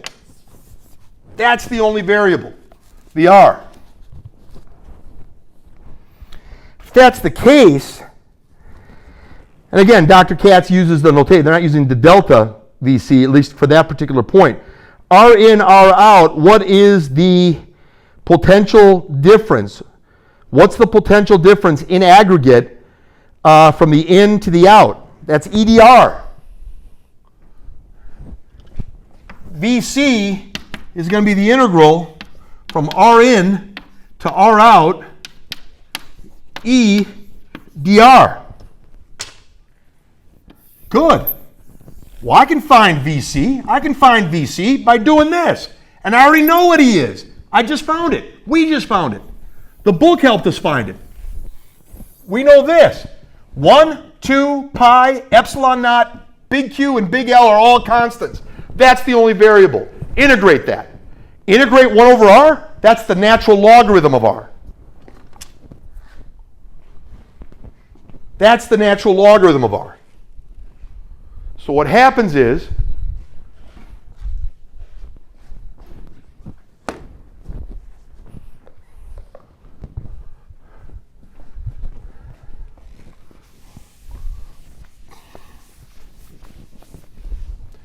you guys got all this. It's the one good thing about the film, I guess. You can go as fast as you want or as slow as you want. You can come back, too.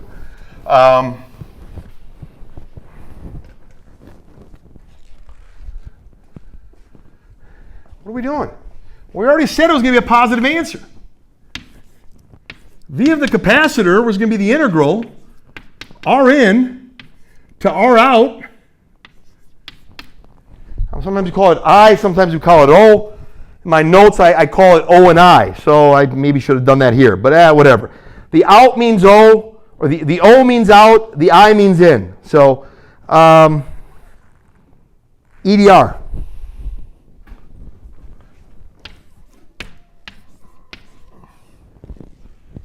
Yeah, I agree.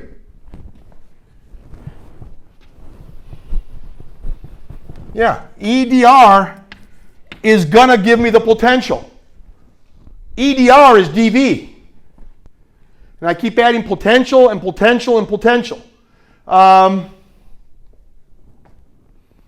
see how I'm actually going to do this. Potential one, what's the total potential between the two? Okay? When you do the integration. Okay, that's EDR. Okay, let me see what I got. That's going to be this. 1 over 2 pi epsilon naught. Q over L. Yeah, those are all constants.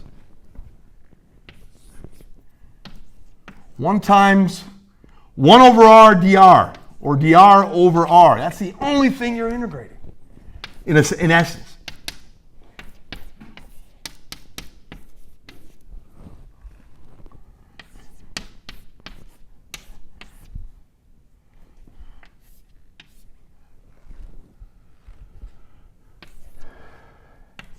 in. From the in to the out.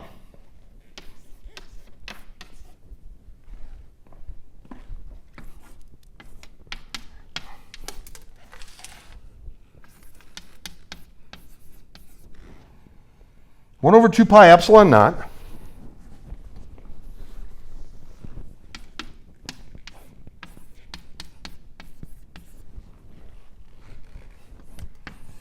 all that's a constant. Let's go. ln r evaluated between r out over r in.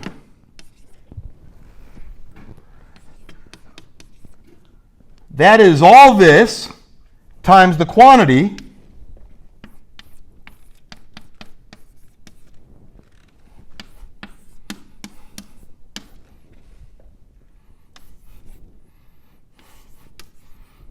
ln r out minus ln r in. Wait a minute. The difference between two natural logarithms is the difference between logarithms is the logarithm of the ratio. In plain English.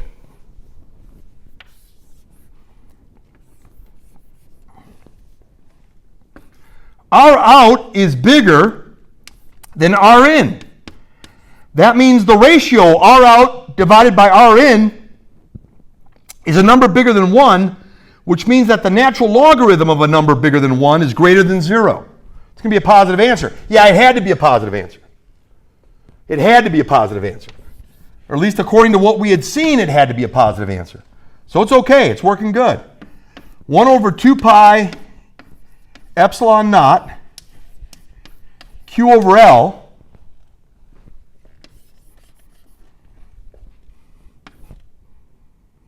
R out or R in.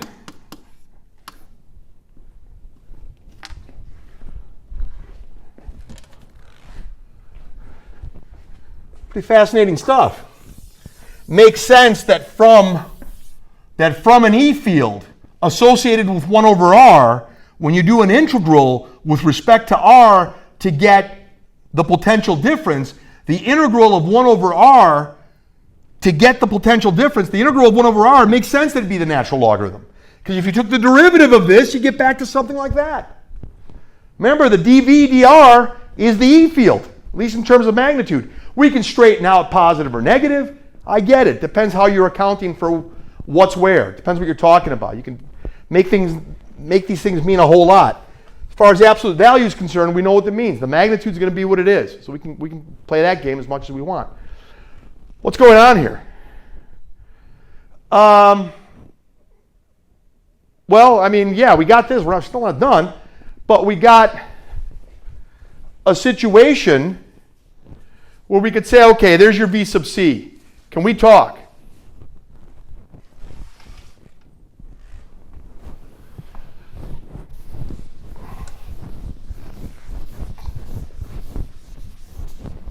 Here's your V sub C. Trying to get it to look like that. Okay. How about Q divided by V?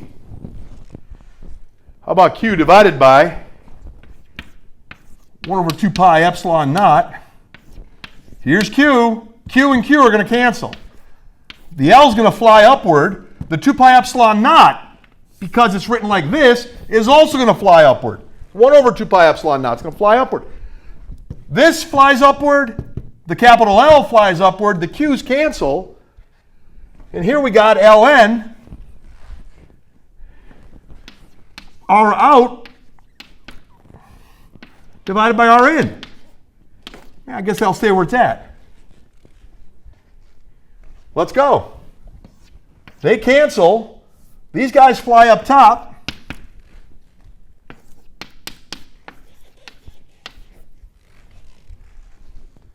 This guy stays on the bottom.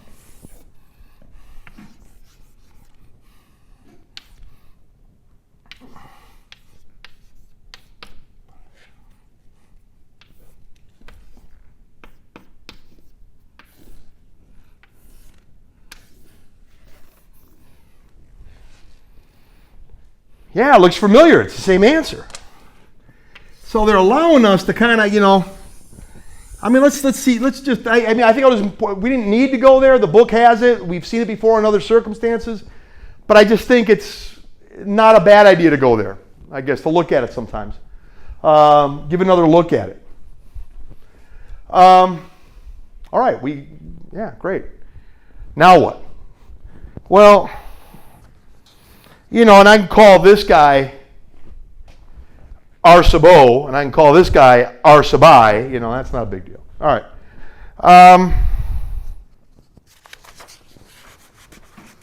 The rest is very straightforward. The rest is very straightforward.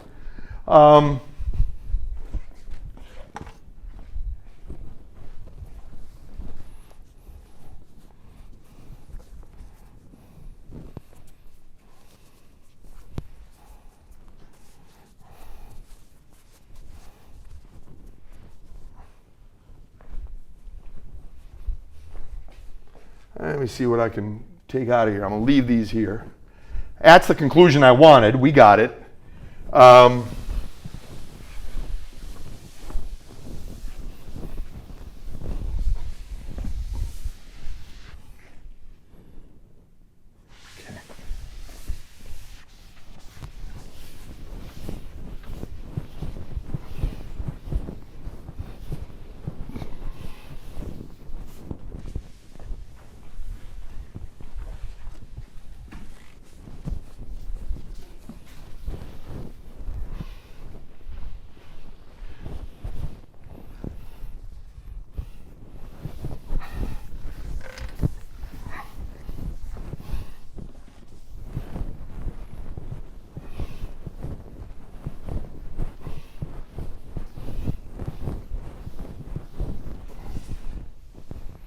Okay, I think it's all right. I think we're okay. I mean, the way we're going to go,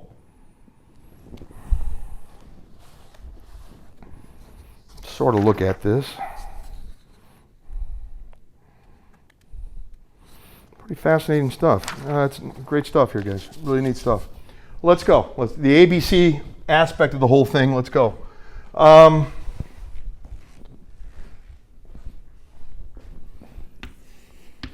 Here's A.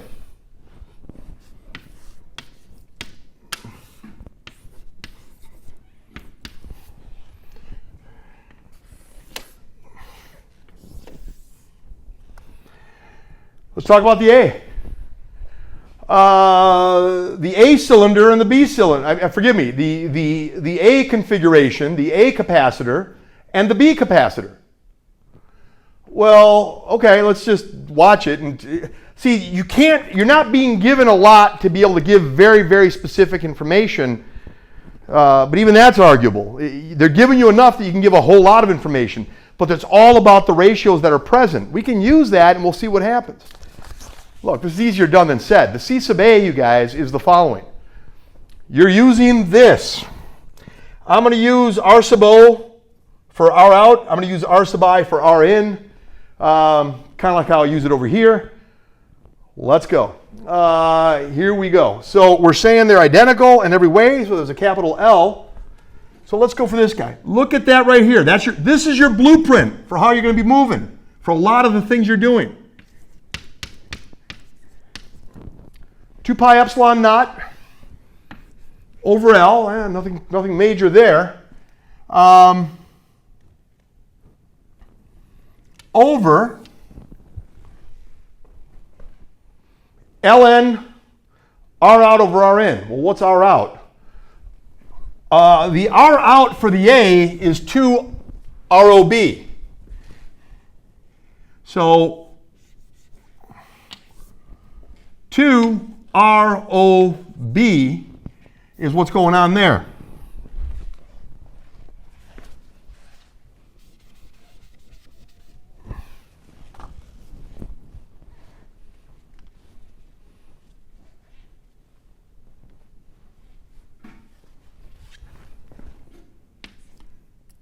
There you go. I went to correct it and went and do it again, guys. 2 ROB. That's the RA. 2 ROB. That's the ROA. The ROA is 2 ROB. Okay. The RIA is 1/2 ROB.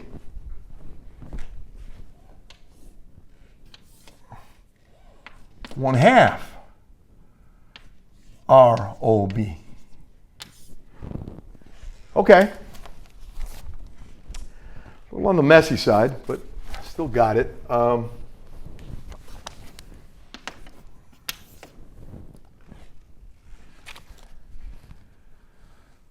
Okay, so we try to differentiate this whole thing, man. We're doing them. That's that whole thing. The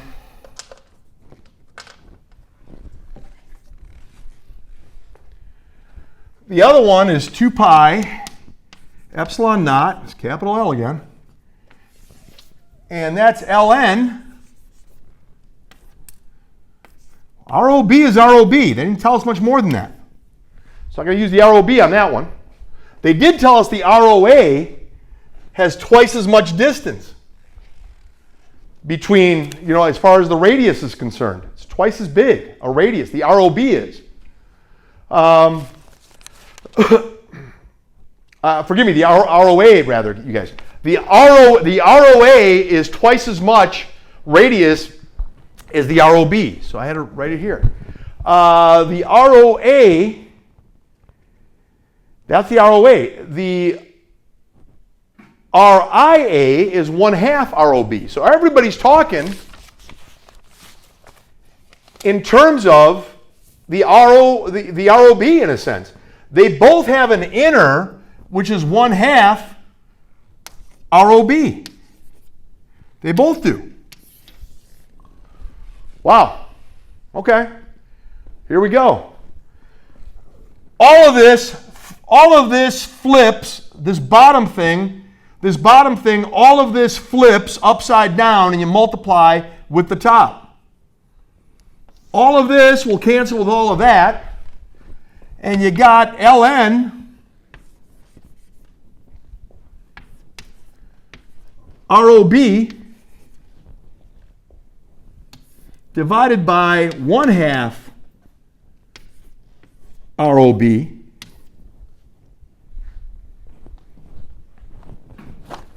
Forgive me, guys. I want to make sure when I talk, I can talk here.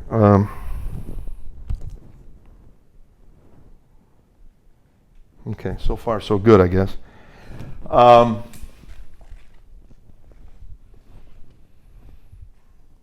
Yeah, the bottom thing flips up like that, and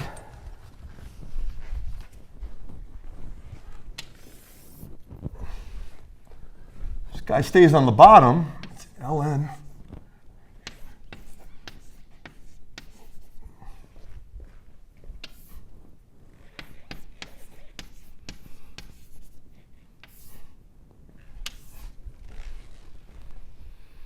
What's going on here? Well, there's no real, there's a lot you could say about logarithms. You got to be extremely careful when you do so.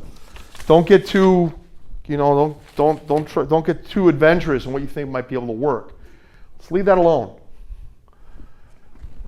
This ROB divided by 1/2 of ROB is 2.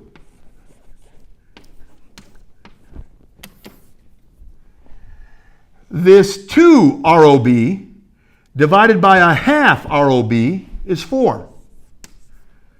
Wow, at the end of that entire song and dance, without a great amount of very, very specific numbers, rather than what we had was just a lot of ratios, and that's good enough. We got that. It's pretty important. It's easier than you think it is. You can do this on your calculator, and you can do that on your calculator, and I'm going to promise you're going to get 1/2, or close to it. Tell you what I'm going to do. I'm going to go 1 times ln2. Maybe we don't even have to. Can I ask you a question? Is ln of 4 the same as ln of 2 to the 2? 2 to the 2 is 4. The natural logarithm of something exponentiated is the exponent times the natural logarithm of the something.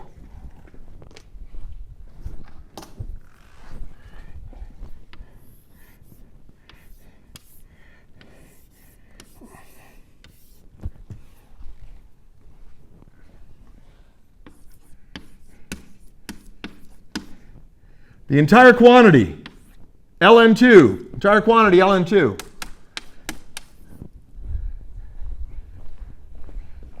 Yeah, it works. The capacitor, the ratio of the capacitances is a half.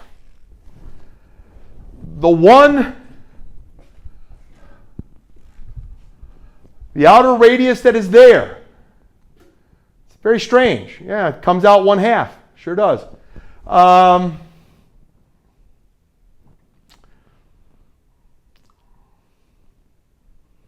It's harder to do it.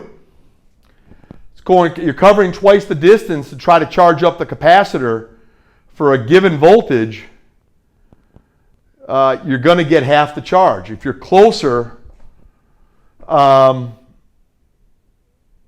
there's a bit, you can say there's bigger, for a given voltage, you're going to be able to get more charge stored if you're closer to it. By a factor of 2, if you're closer to it, you should have twice the voltage. But for the same voltage, you should be able to have twice the charge on there. So that's pretty fascinating how they do that. Yeah, true story. What's the moral to the story? CA's got a smaller capacitance. And it makes sense. For a given voltage, you're not going to get as much charge on there because there's a greater distance involved to actually make this thing happen. And there's more analysis that can be done on that as well, guys, to look at it. But we're looking at this. So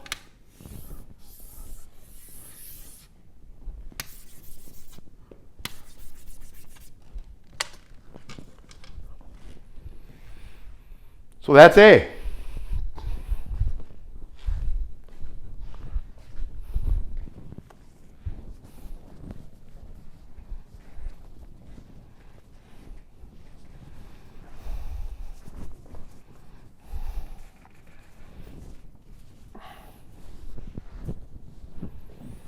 All right, guys, racers are not in the greatest situation right now, given all the dust we got, but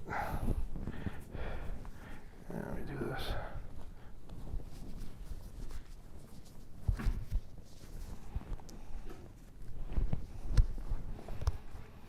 Okay, so the arguments that are being made are pretty good. They're pretty standard, pretty strong.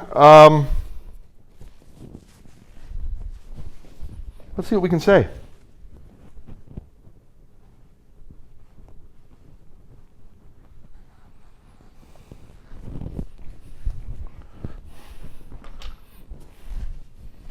So we got the A.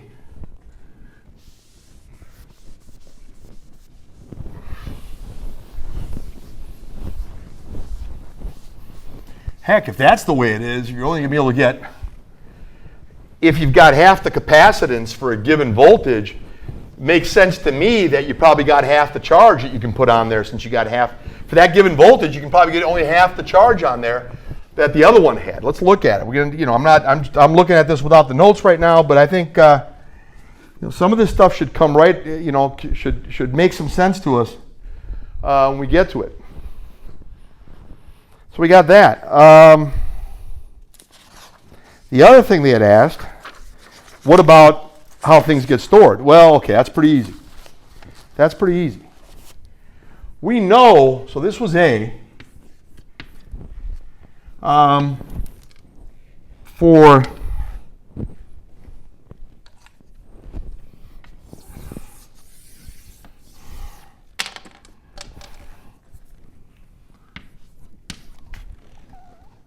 For B, U associated with the, for part B, U associated with the A capacitor. Remember, we were told that the voltage was the same. U associated with the other one. Again, this is harder to write than it is to think out, you guys. We know where this is going. When you got it to there, you're going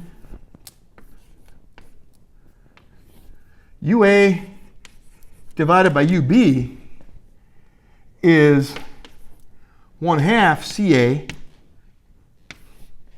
V squared over 1/2 CB V squared. Sounds good to me. The half and the half cancel. The v squareds and the v squareds cancel. You got CA over CB. Yeah. Sure. The ratio's the same as CA over CB. That's equal to, what are we talking about? Well, I mean, you know that. It's 1/2.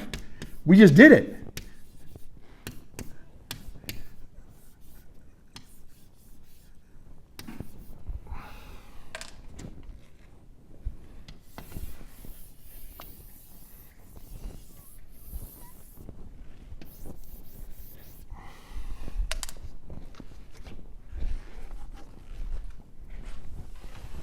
Yeah, makes perfect sense. What about C?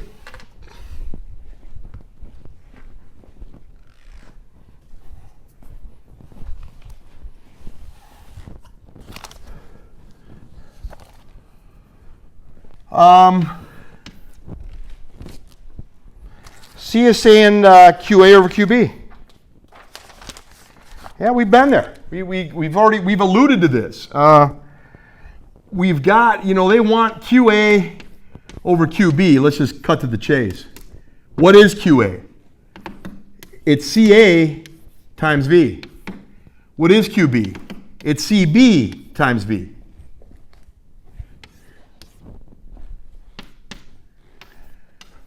Wow, this relative capacitance thing is showing up everywhere in this problem.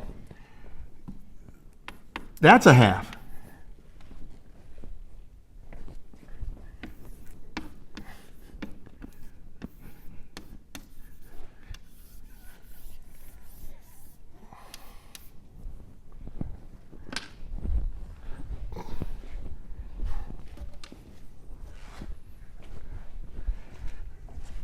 QA over QB, that's equal to the half. Well, yeah. Very important.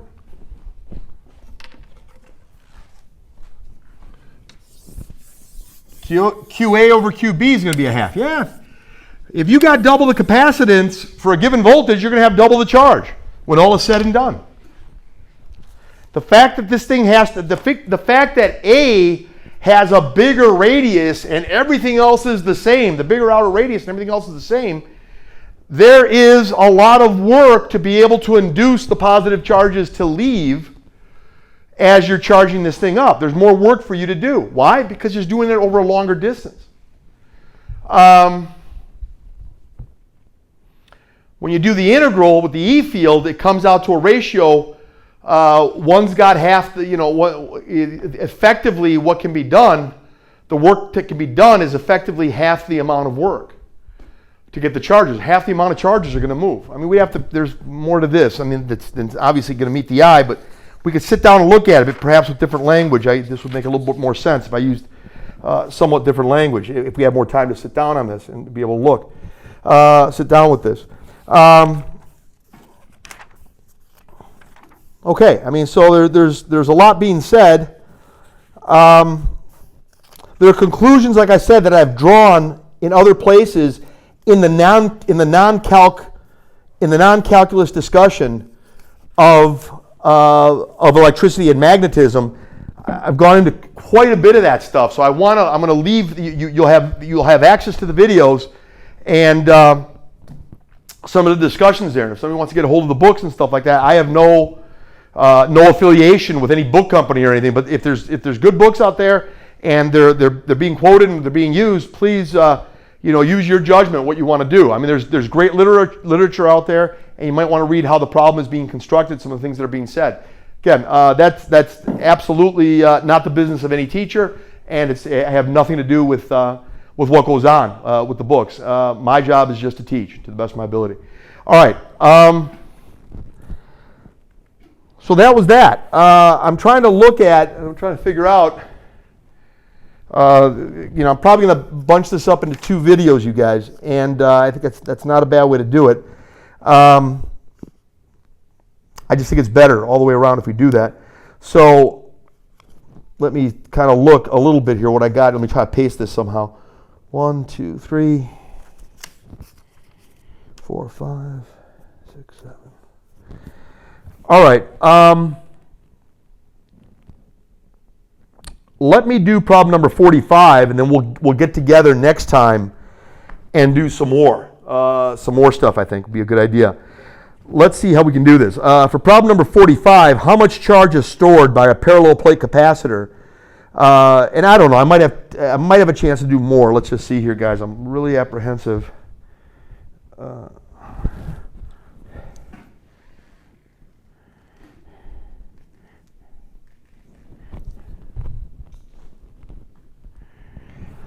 About how the charge is on my own battery here, how we are working this whole thing out. For number 45, for problem number 45, how much charge is stored by a parallel plate capacitor with plate area for one of the plates, 2.25 times 10 to the negative 2 meters squared, and plate separation 5 times 10 to the negative 3 meters, that is filled with a dielectric with kappa equals to 5 and connected to a battery with a potential difference of 12 volts. So they want to know what's going on here. So there's a dielectric, and you can. There's a number of ways this can be looked at. So let's take a look. Let's take a look at number 45. I'll go pretty close to the notes on this one, and we'll see what we can say.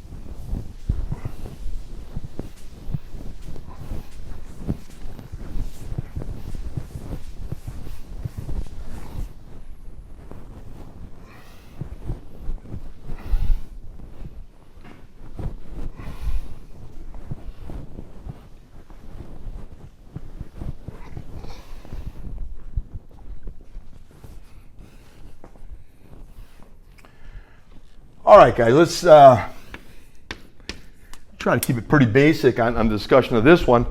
They're saying a particular situation here, and they're trying to say, they're giving you a particular situation and saying, okay, well, how much charge is stored on the parallel plate capacitor? It's about that simple. So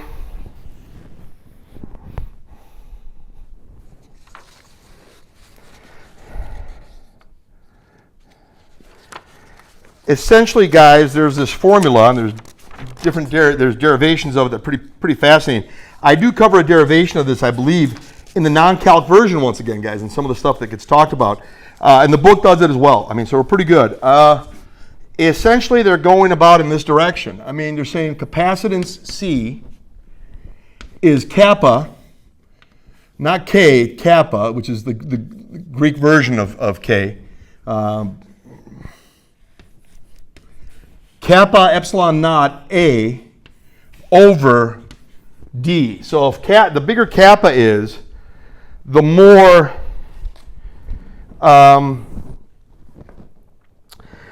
charge could be held for a given potential difference between them.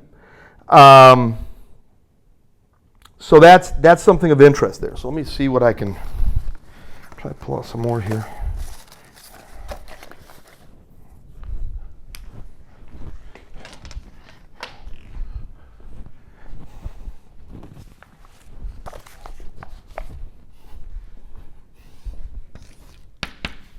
We also know this, and the epsilon naught A over D, you put a kappa there, there's more capacitance. If you actually got the capacitance for a particular amount, if you got it to be a particular value, you'd have more charge stored if you can actually get it there. The dielectric allows you to do that. Without there being the issue that would otherwise be there. Essentially, C equals kappa, what the C would be in a vacuum. So they want, I guess you could ask a lot of things here.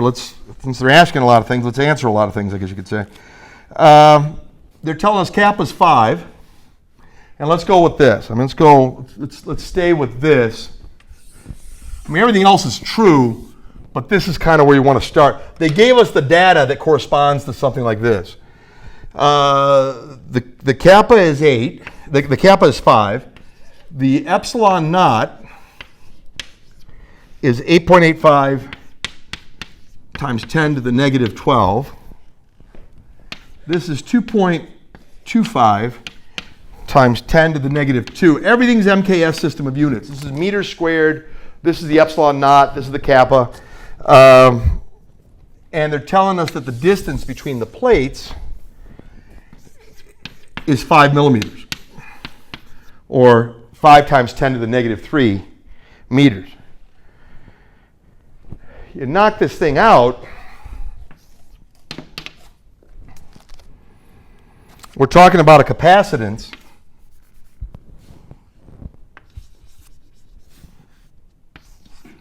there won't be a breakdown. It takes a lot more to break this thing down if you got the dielectric in there. And that's kind of what they're saying. This is 10 to the negative 10 farads. And again, my notes kind of cut off a little bit, so we can look at it pretty good and see it here. These right here, it's going to be 4 something, whatever. The 5 cancels. The 5 cancels. 10 to the negative 9. 5 the 5's cancel. You got 10 to the negative 9 right here. 10 to the negative 11. And then when you multiply these two, it's going to be 1 point something times 10 to the negative 10. That sounds good to me. You got this. So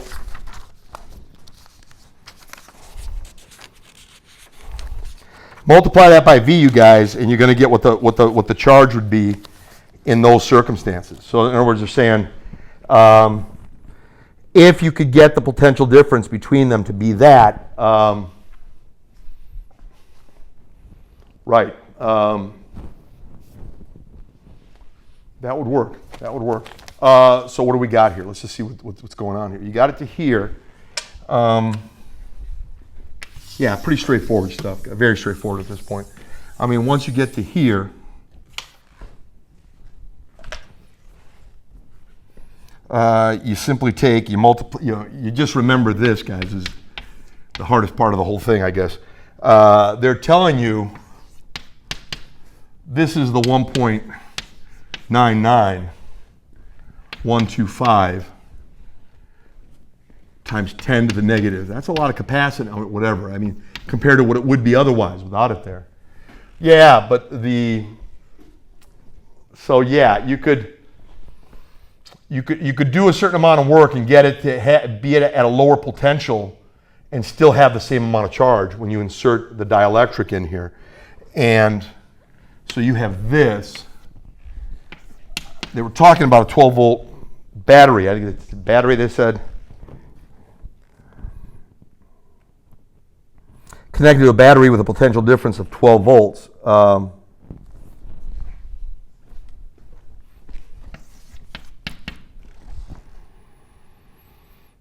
Yeah, that simply means here with the capacitance here, you could multiply this whole thing by V, and I got that in the notes that, V times all that, and then V right here, V, and that'll give you, at the end of the day, that'll give you the Q. Right here.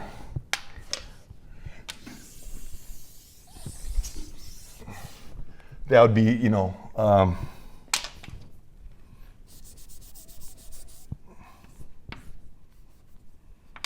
yeah, there's the V here, and then we get the Q. Okay, so all that right there would have worked as well. So you're looking at it, it's 2.39 nanocoulombs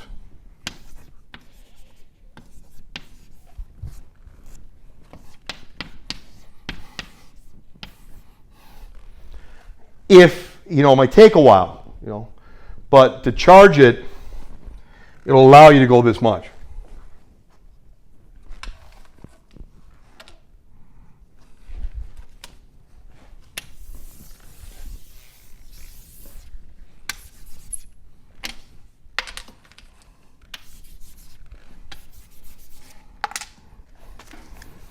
All right, guys, that's 45.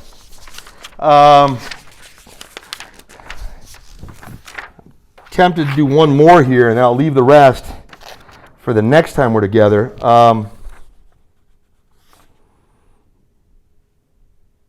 Right, that was 45. So let's look at 49 really quick, and then I think that would be 2, 3, 6.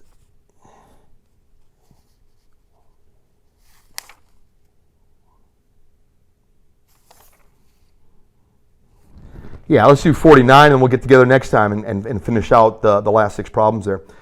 Problem number 49, the robot Johnny 5 is undergoing some repairs. Okay, so problem number 49, I guess is a hypothetical science fiction type thing. The robot Johnny 5 is undergoing some repairs and needs to replace one of his parallel plate capacitors. The original capacitor consisted of plates with an area of 0.05 square meters separated by 0.03 meters. And there was a vacuum between the plates. He finds a replacement that has the same plate separation, but the plate area is only 0.00143 square meters, where it was 0.50 before. So it's a lot smaller. He finds a replacement that has the same plate separation, but the plate area is only 0.00143 square meters. In order to achieve the same capacitance as the original part, he can insert a dielectric between the plates of the new capacitor. What dielectric constant does he require? Okay, pretty simple math at that point, you guys, to try to get it. So let's go in that direction.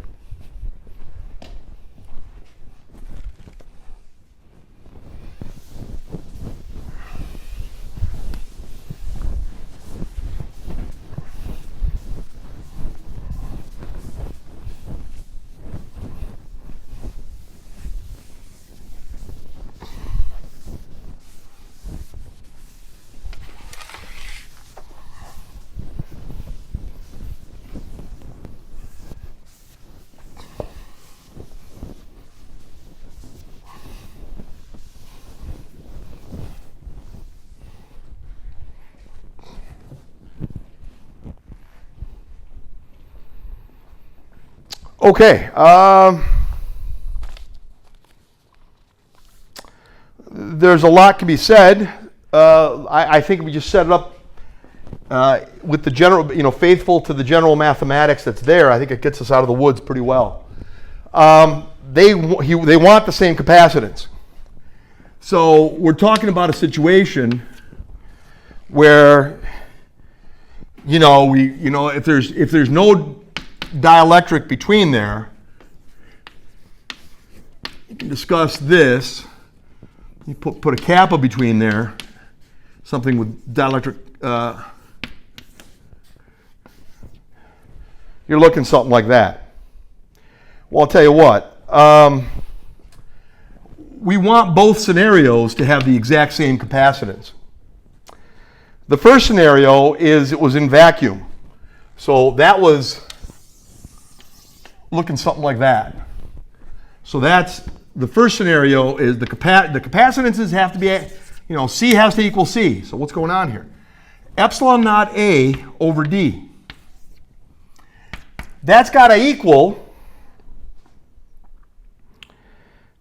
the other situation. And I wrote it a little, my notes are a little different than what I'm showing here, but it's the same, it's essentially the same argument. The other one is saying, what kind of kappa are we talking about? You got this, and you've got a different area. They gave us an area here. I get it. We'll call it an initial area, and then we got a final area. It was not the same area. The plate separation is the same. The plate separation is the same. Well, what do you say if that's the case? We got to solve for kappa. We got to solve for kappa. Hey, the plate separation is the same for both capacitors. It's D, the plate separation is D for each capacitor. Multiply by D on each side.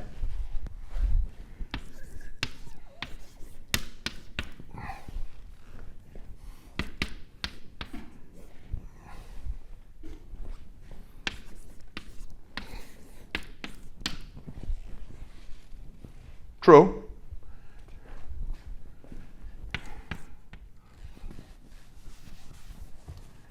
The plate separation kind of messes up the capacitance. You got, forgive me, well, a lot of things can mess it up, but what are the dependencies here? The closer you are, the more capacitance you have. The bigger the area, the more capacitance you have. Well, if you kind of mess with the area here, there's going to be some issues. Let's figure this out. What's kappa?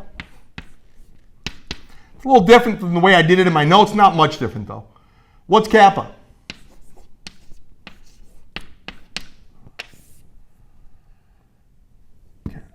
So here's kappa. Get kappa by itself. Get kappa by itself, divide by epsilon naught AF. That's it. To make it happen, kappa's got to be adhering to this. What's the initial? The initial, and it got the same units, so that's good. We're okay there.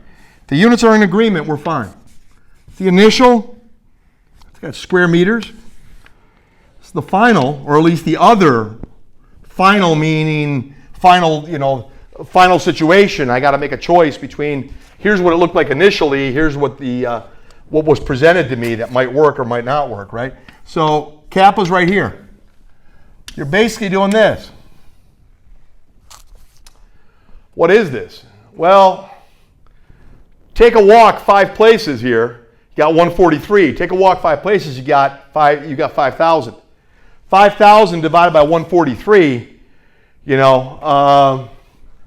Between 30 and 40, I guess you could say.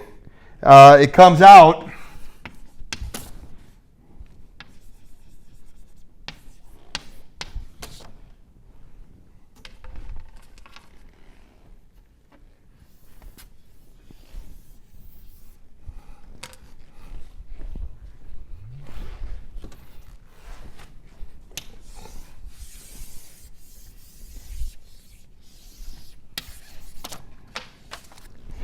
And there we go. So